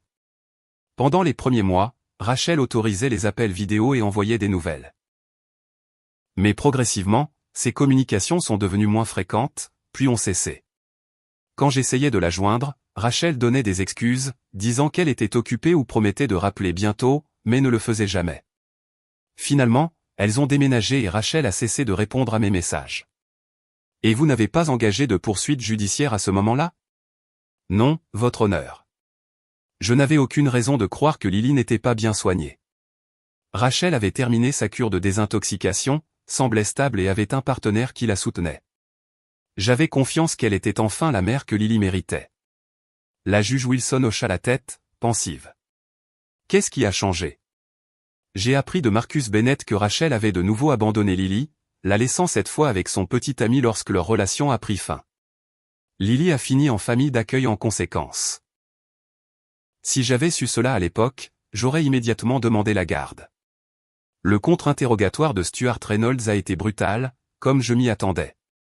Il m'a dépeinte comme étant jalouse de Rachel, vindicative, utilisant Lily comme un pion dans une rivalité fraternelle de toute une vie. Il a remis en question ma capacité à m'occuper d'un enfant avec les besoins complexes de Lily tout en maintenant ma carrière exigeante de juge. N'est-il pas vrai, a-t-il demandé, que vous avez toujours été jalouse de la relation de votre sœur avec vos parents, que vous vous êtes toujours senti la seconde? J'ai pris une profonde inspiration avant de répondre. Ma relation avec mes parents est compliquée, comme le sont de nombreuses relations familiales. Mais cette affaire ne porte pas sur ça. Elle porte sur Lily et sur ce qui est le mieux pour elle. Et vous croyez savoir ce qui est le mieux pour Lily mieux que sa propre mère? Je crois que les actes parlent plus que les mots, dis-je calmement. Rachel a eu de nombreuses occasions d'être une mère pour Lily. Elle a choisi à plusieurs reprises de ne pas l'être. Je choisis d'être là pour Lily, de lui donner la stabilité et l'amour qu'elle mérite. Quand Rachel a pris la parole, elle était l'image de la contrition. Les larmes lui sont montées aux yeux alors qu'elle décrivait ses luttes contre la dépendance, ses efforts pour devenir sobre, les décisions difficiles qu'elle avait prises pour le bien de Lily. J'étais jeune et stupide, a-t-elle admis. J'ai fait de terribles erreurs, mais j'ai grandi. J'ai changé. Je veux une chance d'être la mère que ma fille mérite. Mademoiselle Morgan, a demandé la juge Wilson, pouvez-vous expliquer pourquoi vous avez laissé Lily avec James Crawford lorsque votre relation a pris fin? Rachel s'est tamponné les yeux avec un mouchoir. J'étais dans une mauvaise passe émotionnellement. James était stable, avait un bon travail, une belle maison. Je pensais que Lily serait mieux avec lui temporairement pendant que je me remettais sur pied. Avez-vous maintenu le contact avec Lily pendant cette période? Rachel hésita. J'appelais quand je pouvais. Pas aussi souvent que j'aurais dû. Je le sais maintenant. Et étiez-vous au courant que Monsieur Crawford a finalement remis Lily aux services sociaux? Pas au début, admit Rachel. Il ne me l'a pas dit. Le temps que je le découvre, elle était déjà dans le système, et ils ont dit que je devrais passer par les tribunaux pour la récupérer. J'essayais de réfléchir à mes prochaines étapes quand tout cela est arrivé. L'expression de la juge Wilson est restée neutre, mais j'avais déjà vu ce léger plissement de ses yeux. Elle ne gobait pas l'histoire de Rachel. Recevez-vous actuellement des pensions alimentaires de Monsieur Crawford? Le sang-froid de Rachel a momentanément flanché. Oui, mais j'ai mis cet argent de côté pour Lily, pour son avenir. Pouvez-vous fournir des documents prouvant ces économies? Pas immédiatement, mais je peux les obtenir. L'interrogatoire a continué, l'histoire de Rachel devenant de plus en plus alambiquée alors qu'elle tentait d'expliquer les preuves accablantes contre elle. Lorsque Stuart Reynolds a produit des témoins de moralité ou des amis qui ont témoigné de la nature changée de Rachel et de ses instincts maternels, leurs déclarations semblaient creuses face au schéma documenté de négligence et d'abandon. Le témoignage le plus puissant est venu vers la fin de la journée, lorsque la thérapeute de Lily, le docteur Sarah Mendes, a pris la parole. Elle a parlé avec éloquence des problèmes d'attachement de Lily, de sa peur de l'abandon et de ses progrès progressifs dans la confiance avec des soignants constants. À mon avis professionnel, a conclu le docteur Mendes, la pire chose pour Lily à ce stade serait une autre rupture de son attachement principal. Elle commence à croire que Jessica ne l'abandonnera pas. La retirer de cette relation maintenant causerait probablement une régression significative de son développement émotionnel. Après le témoignage du docteur Mendes, la juge Wilson a demandé une brève suspension pour examiner les preuves avant d'entendre les plaidoiries finales. En sortant de la salle d'audience, j'ai aperçu Rachel en conversation intense avec son avocat. Elle avait l'air frustrée, sa façade soigneusement construite s'effritant à mesure que la réalité de sa situation devenait claire. Mes parents se tenaient à proximité. Mon père avait l'air sombre, ma mère pleurait ouvertement. Ils n'avaient toujours pas reconnu ma présence, me traitant comme si j'étais invisible. La douleur de leur rejet était réelle, mais plus sourde que ce à quoi je m'attendais. En me battant pour Lily, j'avais trouvé une force que je ne me connaissais pas, une certitude qui transcendait mon besoin de longue date de leur approbation. « Comment tu tiens le coup ?» demanda doucement Marcus, me rejoignant dans le couloir. « Mieux que prévu, ai-je admis. Quoi qu'il arrive, je sais que j'ai fait tout ce que je pouvais pour Lily. » Marcus hocha la tête. Pour ce que ça vaut, je pense que la juge Wilson voit clair dans le jeu de Rachel. Les incohérences dans son témoignage étaient assez flagrantes. Je l'espère, dis-je. Mais les juges doivent prendre en compte de nombreux facteurs dans les affaires de garde. Ce n'est jamais aussi simple qu'il y paraît. Lorsque nous sommes retournés dans la salle d'audience pour les plaidoiries finales, Stuart Reynolds a brossé un tableau passionné d'une mère qui avait fait des erreurs mais méritait une seconde chance, du lien sacré entre une mère et son enfant qui ne devrait pas être rompu. Il m'a qualifié d'ingérence dans une relation que je ne pouvais pas comprendre, motivée par la jalousie et le ressentiment plutôt que par une réelle préoccupation pour Lily. La plaidoirie de David était plus mesurée, se concentrant sur les faits plutôt que sur l'émotion. Il a rappelé à la cour le schéma d'abandon de Rachel, son incapacité à maintenir le contact avec Lily et sa collecte continue de pensions alimentaires pour un enfant dont elle ne s'occupait pas. Il a souligné mon foyer stable, ma compréhension professionnelle de la dynamique familiale et, surtout, le lien fort que Lily et moi avions formé. Votre honneur, a conclu David, cette affaire se résume finalement à une seule question, qui a constamment fait passer les besoins de Lily en premier? Les preuves montrent clairement que Jessica Morgan a été la seule constante dans la vie de cet enfant, la seule personne qui a toujours considéré le bien-être de Lily avant tout. Nous demandons à la Cour de reconnaître cette réalité et d'accorder la garde exclusive à Madame Morgan. La juge Wilson a remercié les deux avocats et a annoncé qu'elle prendrait un peu de temps pour examiner sa décision. C'est une affaire complexe avec des implications importantes pour toutes les personnes impliquées, en particulier l'enfant, a-t-elle dit. Je veux lui accorder l'attention qu'elle mérite. La Cour se réunira demain matin à 9 h pour ma décision. Les heures d'attente qui ont suivi ont été parmi les plus longues de ma vie. Je suis rentré chez moi dans mon appartement vide, essayant de me distraire avec le travail, la télévision, n'importe quoi qui pourrait m'empêcher de penser à la décision imminente qui façonnerait non seulement mon avenir, mais aussi celui de Lily. J'avais fait tout ce que je pouvais. J'avais dit ma vérité, présenté les preuves et me suis battu pour ce que je croyais juste. Maintenant, c'était entre les mains de la juge Wilson. Vers minuit, mon téléphone a sonné. J'ai répondu sans vérifier l'identité de l'appelant, supposant que ce pourrait être David avec une question ou une information de dernière minute. Allô? Jessica. C'était la voix de mon père, semblant plus vieille et plus fatiguée que je ne l'avais jamais entendue. Nous devons parler. Je me suis redressé, instantanément alerte. Papa, est-ce que tout va bien? Non, dit-il simplement. Rien ne va. Notre famille se déchire dans une salle d'audience publique. Ta mère n'a pas arrêté de pleurer depuis que nous sommes rentrés. La culpabilité m'a envahi, mais je l'ai repoussée. Je suis désolé pour la douleur de maman. Vraiment. Mais il ne s'agit pas de blesser qui que ce soit. Il s'agit de protéger Lily. Vraiment, a-t-il contesté. Ou s'agit-il de te venger enfin de Rachel pour toutes les fois où tu as senti que nous la favorisions par rapport à toi? L'accusation m'a piqué, mais je l'avais anticipé. Papa, je comprends pourquoi tu pourrais penser ça. Mais je veux que tu réfléchisses à quelque chose. Si j'étais motivé par la jalousie ou la vengeance, est-ce que je me battrais pour assumer la responsabilité d'élever une enfant de 7 ans traumatisée? Est-ce que je réorganiserais toute ma vie, ma carrière, mes projets futurs? Ce n'est pas de la vengeance. C'est de l'amour. Il y eut un long silence à l'autre bout du fil. Finalement, mon père soupira. Rachel dit qu'elle a changé, qu'elle mérite une autre chance. Peut-être qu'elle a changé, ai-je concédé. J'espère pour elle que c'est le cas. Mais Lily ne peut pas se permettre d'être un autre test pour la croissance de Rachel. Elle a déjà été abandonnée 2 fois. Elle a besoin de certitude, de stabilité, de permanence. Et tu penses que tu peux lui apporter ça? Je sais que je peux, dis-je avec une conviction tranquille. Je l'aime, papa. Je l'aime depuis le moment où Rachel l'a mise dans mes bras il y a 5 ans. Je n'ai jamais cessé de l'aimer, même quand je ne pouvais pas être avec elle. Une autre longue pause. Ta mère et moi, nous aurions dû voir ce qui se passait. Avec Rachel, avec Lily. Nous aurions dû être là pour vous deux. C'était ce qui se rapprochait le plus d'une excuse de la part de mon père. Oui, ai-je acquiescé doucement. Vous auriez dû. Je ne sais pas ce que la juge décidera demain, a-t-il dit. Mais quoi qu'il arrive, je veux que tu saches que je suis fier de toi, Jessica. D'avoir défendu ce que tu crois juste, même quand ce n'était pas facile. Même quand cela signifiait te dresser contre ta famille.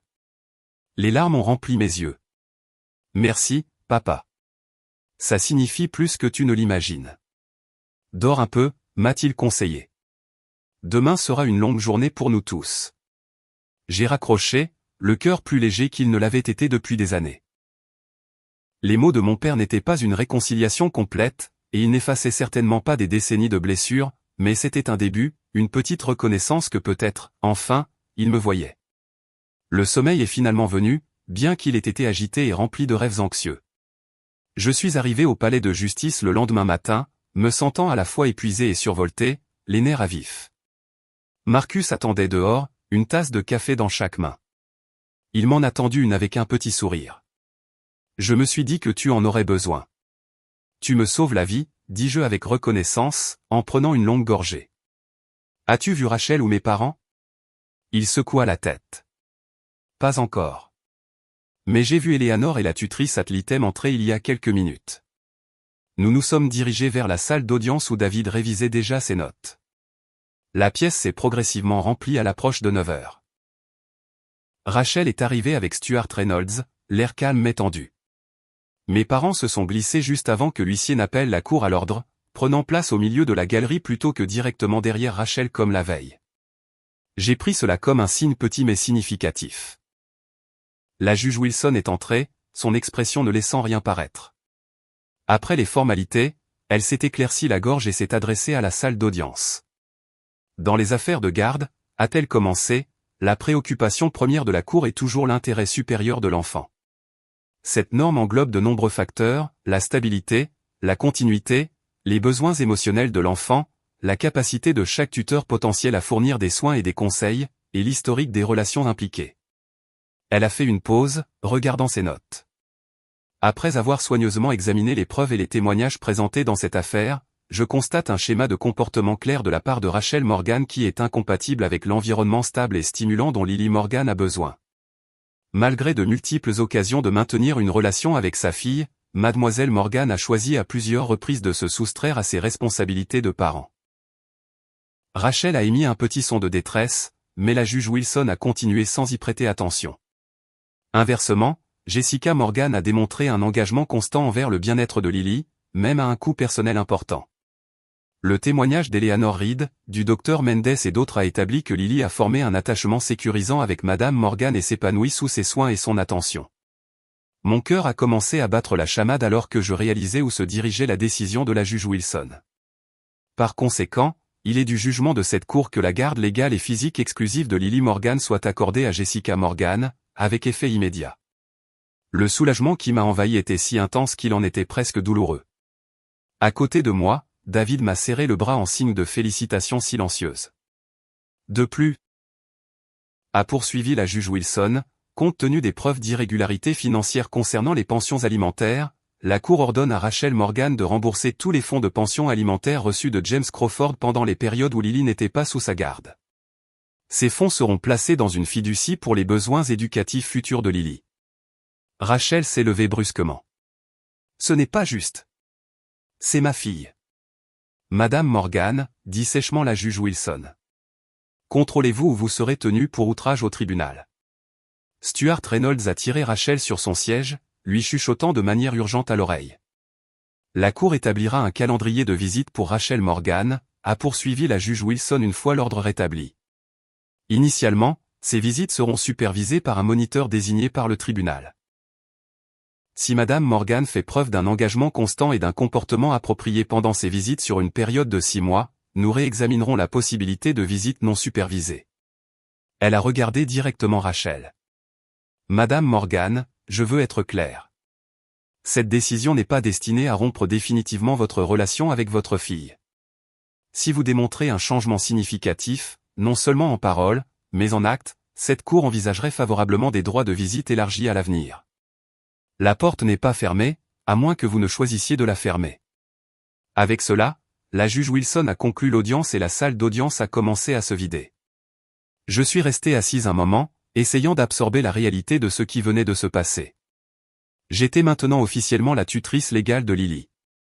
La responsabilité était énorme, mais ma joie l'était tout autant. Rachel est passée devant moi sans un mot, Stuart Reynolds se dépêchant derrière elle. Mes parents ont hésité près de la porte, puis se sont approchés lentement. « Félicitations », dit maladroitement mon père. « Nous espérons que cela se passera pour le mieux, pour Lily et pour toi. » « Merci », ai-je répondu. « J'espère que vous voudrez faire partie de la vie de Lily. Elle pourrait avoir besoin de grands-parents qui l'aiment. » Les yeux de ma mère se sont remplis de larmes. « Bien sûr que nous le ferons. C'est notre petite fille. » Ce n'était pas une réconciliation complète, mais c'était un début. Il y aurait du temps plus tard pour aborder les problèmes plus profonds de notre famille, les schémas qui nous avaient conduits à ce point. Pour l'instant, il suffisait de savoir qu'il n'était pas complètement perdu pour moi. Marcus s'est approché alors que mes parents partaient. « Eh bien, juge Morgan, dit-il avec un petit sourire. On dirait que vous avez gagné. » Il ne s'agit pas de gagner, les jeux corrigés doucement. Il s'agit de faire ce qui est juste pour Lily. Il hocha la tête. Je sais. Et pour ce que ça vaut, je pense que tu seras une mère incroyable pour elle. Merci, dis-je, l'émotion montant à nouveau. Pour tout. Je n'aurais pas pu faire ça sans ton aide. Si, tu aurais pu, a-t-il objecté. Tu es la personne la plus forte que je connaisse, Jessica. J'ai juste aidé à accélérer un peu les choses. En quittant le palais de justice ensemble, j'ai ressenti une légèreté que je n'avais pas connue depuis des années. Le chemin à parcourir ne serait pas facile. Le traumatisme de Lily ne disparaîtrait pas du jour au lendemain, et les blessures familiales exposées pendant ce processus prendraient du temps à guérir, si elles guérissaient un jour. Mais pour la première fois, je suivais mon propre chemin, guidé par l'amour plutôt que par la peur, par la conviction plutôt que par l'obligation. Les 6 mois qui ont suivi la décision du tribunal ont été un tourbillon de changements et d'ajustements. Lily a emménagé avec moi le week-end après l'audience, apportant ses quelques affaires dans une petite valise et un sac poubelle, un rappel déchirant de l'instabilité de sa jeune vie. « C'est vraiment ma chambre ?» a-t-elle demandé quand je lui ai montré la chambre que j'avais préparée, les yeux écarquillés à la vue des murs bleu pâle, de la bibliothèque remplie de livres pour enfants, du lit confortable avec sa couette colorée. « C'est vraiment la tienne ?» l'ai-je assuré. « Tout à toi. On peut changer tout ce que tu n'aimes pas. Elle a fait le tour lentement, touchant les choses avec des doigts prudents, comme si elle avait peur qu'elles disparaissent. Je n'ai jamais eu ma propre chambre avant, pas une vraie. Le commentaire m'a brisé le cœur, mais j'ai gardé une voix légère. Eh bien, tu en as une maintenant, et elle est à toi aussi longtemps que tu le voudras. Il y a eu des défis, bien sûr. Lily faisait des cauchemars plusieurs fois par semaine, se réveillant en terreur, convaincue que je l'avais quittée. Elle testait constamment les limites, comme si elle attendait que je l'abandonne comme les autres l'avaient fait. Elle avait des crises de colère qui semblaient disproportionnées par rapport à leur déclencheur, jusqu'à ce que j'apprenne à reconnaître les peurs plus profondes qui se cachaient derrière. J'ai lu tous les livres que j'ai pu trouver sur la parentalité tenant compte des traumatismes. J'ai consulté le docteur Mendes chaque semaine. J'ai rejoint un groupe de soutien pour les parents adoptifs et d'accueil. J'ai appris lentement et parfois douloureusement comment être le parent dont Lily avait besoin. Ma carrière a également nécessité des ajustements. J'ai réduit temporairement ma charge de travail, réorganisé mon emploi du temps pour m'adapter aux sorties d'école et aux rendez-vous de thérapie, et j'ai appris à fixer des limites fermes entre le temps de travail et le temps familial. Certains de mes collègues ont été compréhensifs, d'autres non. Je m'en fichais. Lily passait en premier maintenant, et je m'assurais que tout le monde le sache. Rachel a mis ses menaces à exécution, faisant appel après appel, chacun plus désespéré que le précédent. Elle ne s'est présentée qu'à 2 des visites supervisées prévues avec Lily. Les 2 fois, elle s'est comportée de manière si inappropriée que le moniteur du tribunal a dû mettre fin aux séances plus tôt. Après cela, elle a semblé se désintéresser, manquant les rendez-vous suivants sans explication. Mes parents, fidèles à leur parole, ont fait des efforts pour faire partie de la vie de Lily. Ils sont venus régulièrement, apportant des cadeaux bien choisis et s'intéressant sincèrement à connaître leur petite fille. Il y avait encore de la gêne entre nous, des blessures et des schémas non résolus, mais nous essayons, pour le bien de Lily et peut-être aussi pour le nôtre. Marcus est resté un ami fidèle pendant cette période de transition. Il m'a aidé pour des questions pratiques, assemblant des meubles pour la chambre de Lily, recommandant un bon pédiatre, et même allant chercher Lily à l'école un jour où j'étais coincé au tribunal plus longtemps que prévu. Plus important encore, il m'a apporté un soutien émotionnel lorsque le poids de mes nouvelles responsabilités me semblait écrasant. Tu t'en sors très bien, m'a-t-il assuré pendant une semaine particulièrement difficile où Lily avait été renvoyée de l'école pour avoir frappé un autre enfant. Lily s'adapte. Tu t'adaptes. Ça va prendre du temps. Je veux juste bien faire les choses, ai-je avoué. J'ai tellement peur de la décevoir. Le fait que tu t'inquiètes de ça est exactement la raison pour laquelle tu ne la décevras pas, a dit Marcus. Tu t'en soucies. Tu essaies. C'est ça qui compte. Des mois après que Lily soit venue vivre avec moi, Rachel a annoncé qu'elle déménageait en Californie pour poursuivre de nouvelles opportunités. Elle n'a pris aucune disposition pour un contact continu avec Lily, pas même un au revoir. Bien qu'une partie de moi soit soulagée, l'implication sporadique de Rachel avait été plus perturbatrice qu'utile. J'ai aussi pleuré pour Lily, qui, malgré tout, demandait encore des nouvelles de sa mère de temps en temps. Où est partie maman, a-t-elle demandé un soir alors que je l'abordais. Pourquoi elle ne veut pas me voir? Je me suis assise au bord de son lit, choisissant mes mots avec soin. Ta maman a beaucoup de problèmes qui l'empêchent d'être une bonne mère. Ce n'est pas à cause de quelque chose que tu as fait. Ce n'est pas de ta faute. Est-ce qu'elle m'a déjà aimé? La voix de Lily était petite, vulnérable d'une manière qui me serrait la poitrine. Je crois que oui, dis-je honnêtement. Je crois qu'elle t'aime toujours, à sa manière. Mais parfois, l'amour ne suffit pas. Parfois, les gens ne sont pas capables de montrer leur amour de la manière dont nous en avons besoin. Lily réfléchit un instant. Est-ce que tu vas partir, toi aussi? Non, dis-je fermement. Je ne vais nulle part. Tu es coincée avec moi, ma puce. Elle a souri légèrement à ça. Promis? Promis. Je suis ta maman maintenant, et les mamans tiennent leurs promesses. C'était la première fois que l'un de nous utilisait ce mot, maman, pour décrire ma relation avec Lily. C'était venu naturellement, sans planification ni discussion, et ça semblait juste. Est-ce que je peux t'appeler maman? Demanda Lily avec hésitation. Au lieu de Tati Jessie? Les larmes me piquèrent les yeux. J'aimerais beaucoup ça. Mais seulement si tu le veux. Il n'y a pas d'urgence à décider. Elle hocha la tête, pensive. Je crois que je veux. Pas tout le temps, peut-être. Parfois, encore Tati Jessie. C'est d'accord? C'est parfaitement d'accord, les jeux assurés. Tu peux m'appeler comme tu le sens. 2 semaines plus tard, j'ai reçu une visite inattendue de mon père. Il est arrivé un samedi matin alors que Lily était chez une amie. Papa, dis-je surprise en ouvrant la porte. Est-ce que tout va bien? Où est maman? Ta mère va bien, m'a-t-il assuré. Elle est à son club de lecture. Je voulais te parler seul, si ça ne te dérange pas.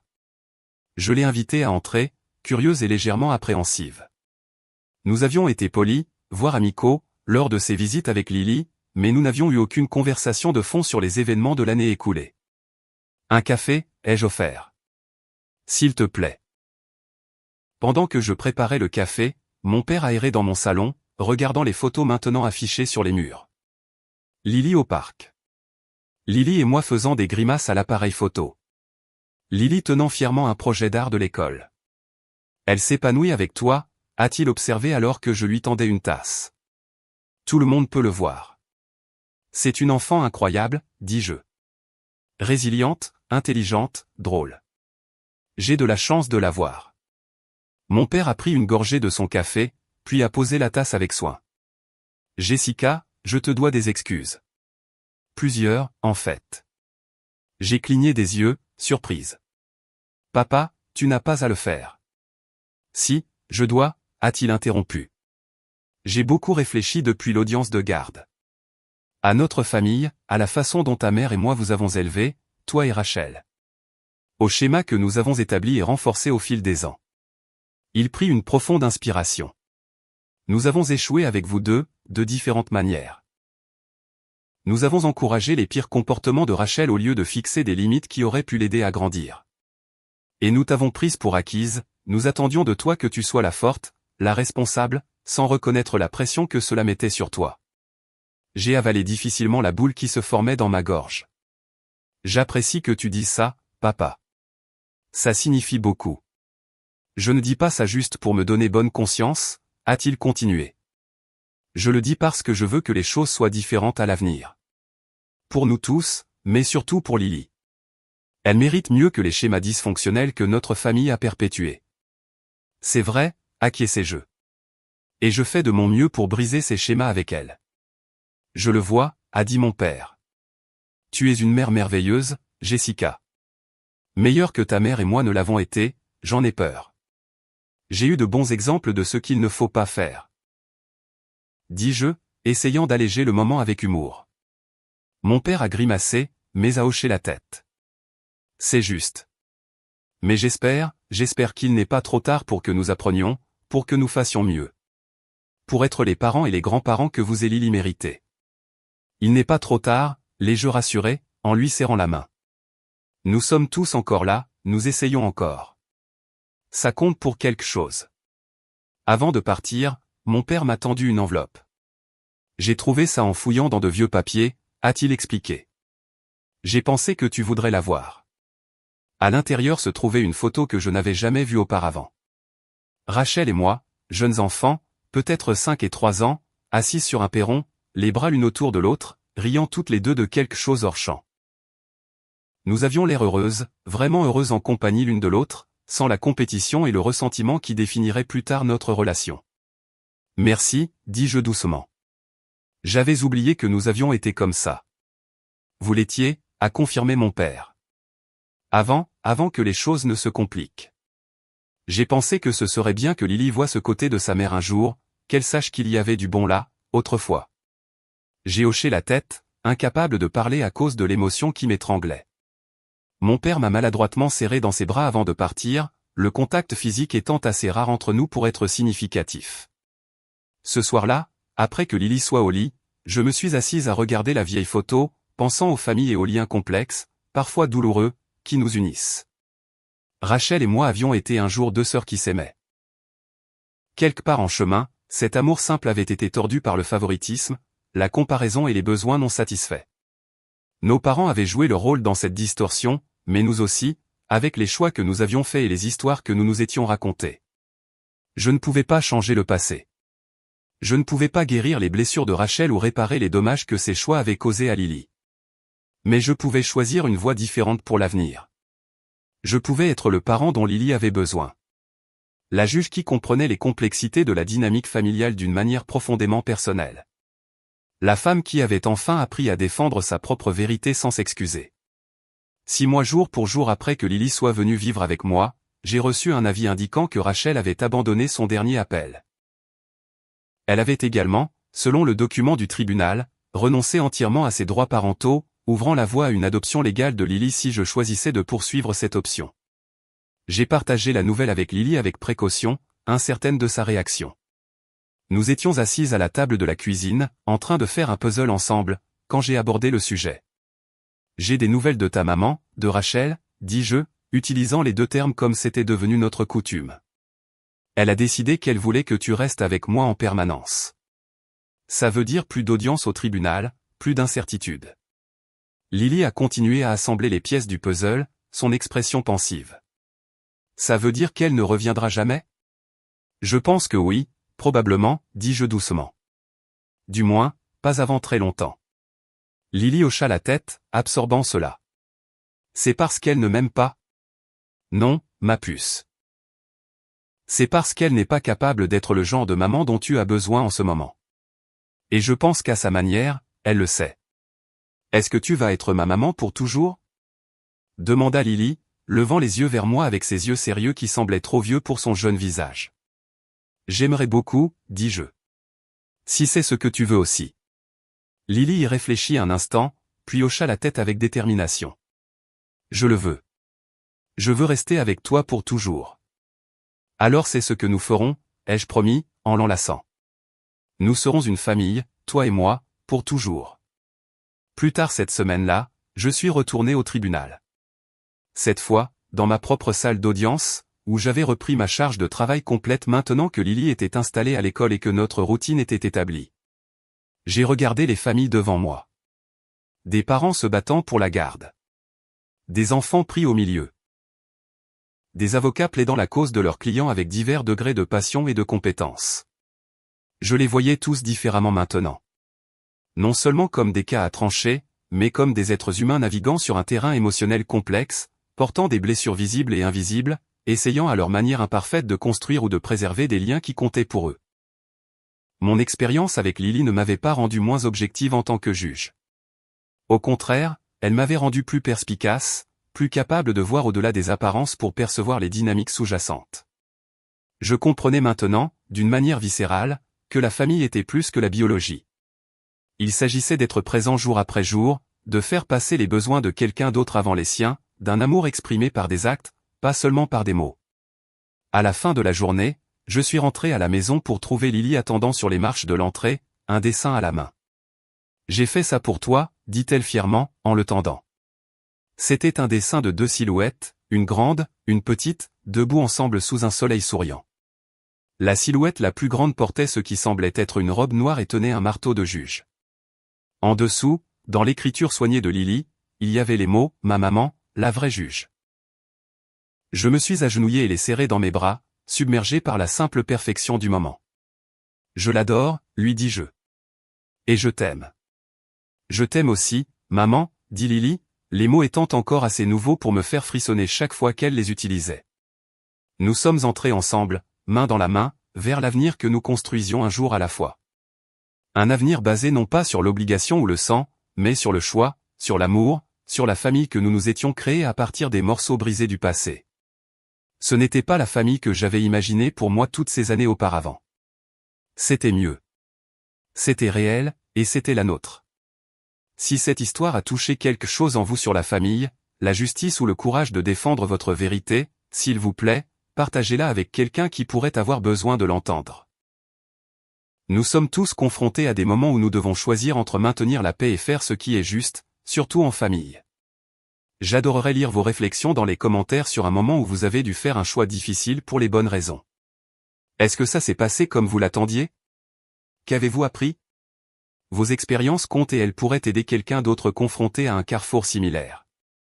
Avant de partir, n'hésitez pas à cliquer sur le bouton « J'aime » Si mon histoire vous a touché et à vous abonner pour entendre d'autres histoires réelles sur la dynamique familiale, la croissance personnelle et la découverte de la force dans des endroits inattendus. Merci d'être resté avec moi tout au long de ce voyage, de ce moment choquant à table à la nouvelle vie que Lily et moi avons construite ensemble. Parfois, les jugements les plus difficiles que nous portons sont ceux qui nous libèrent enfin.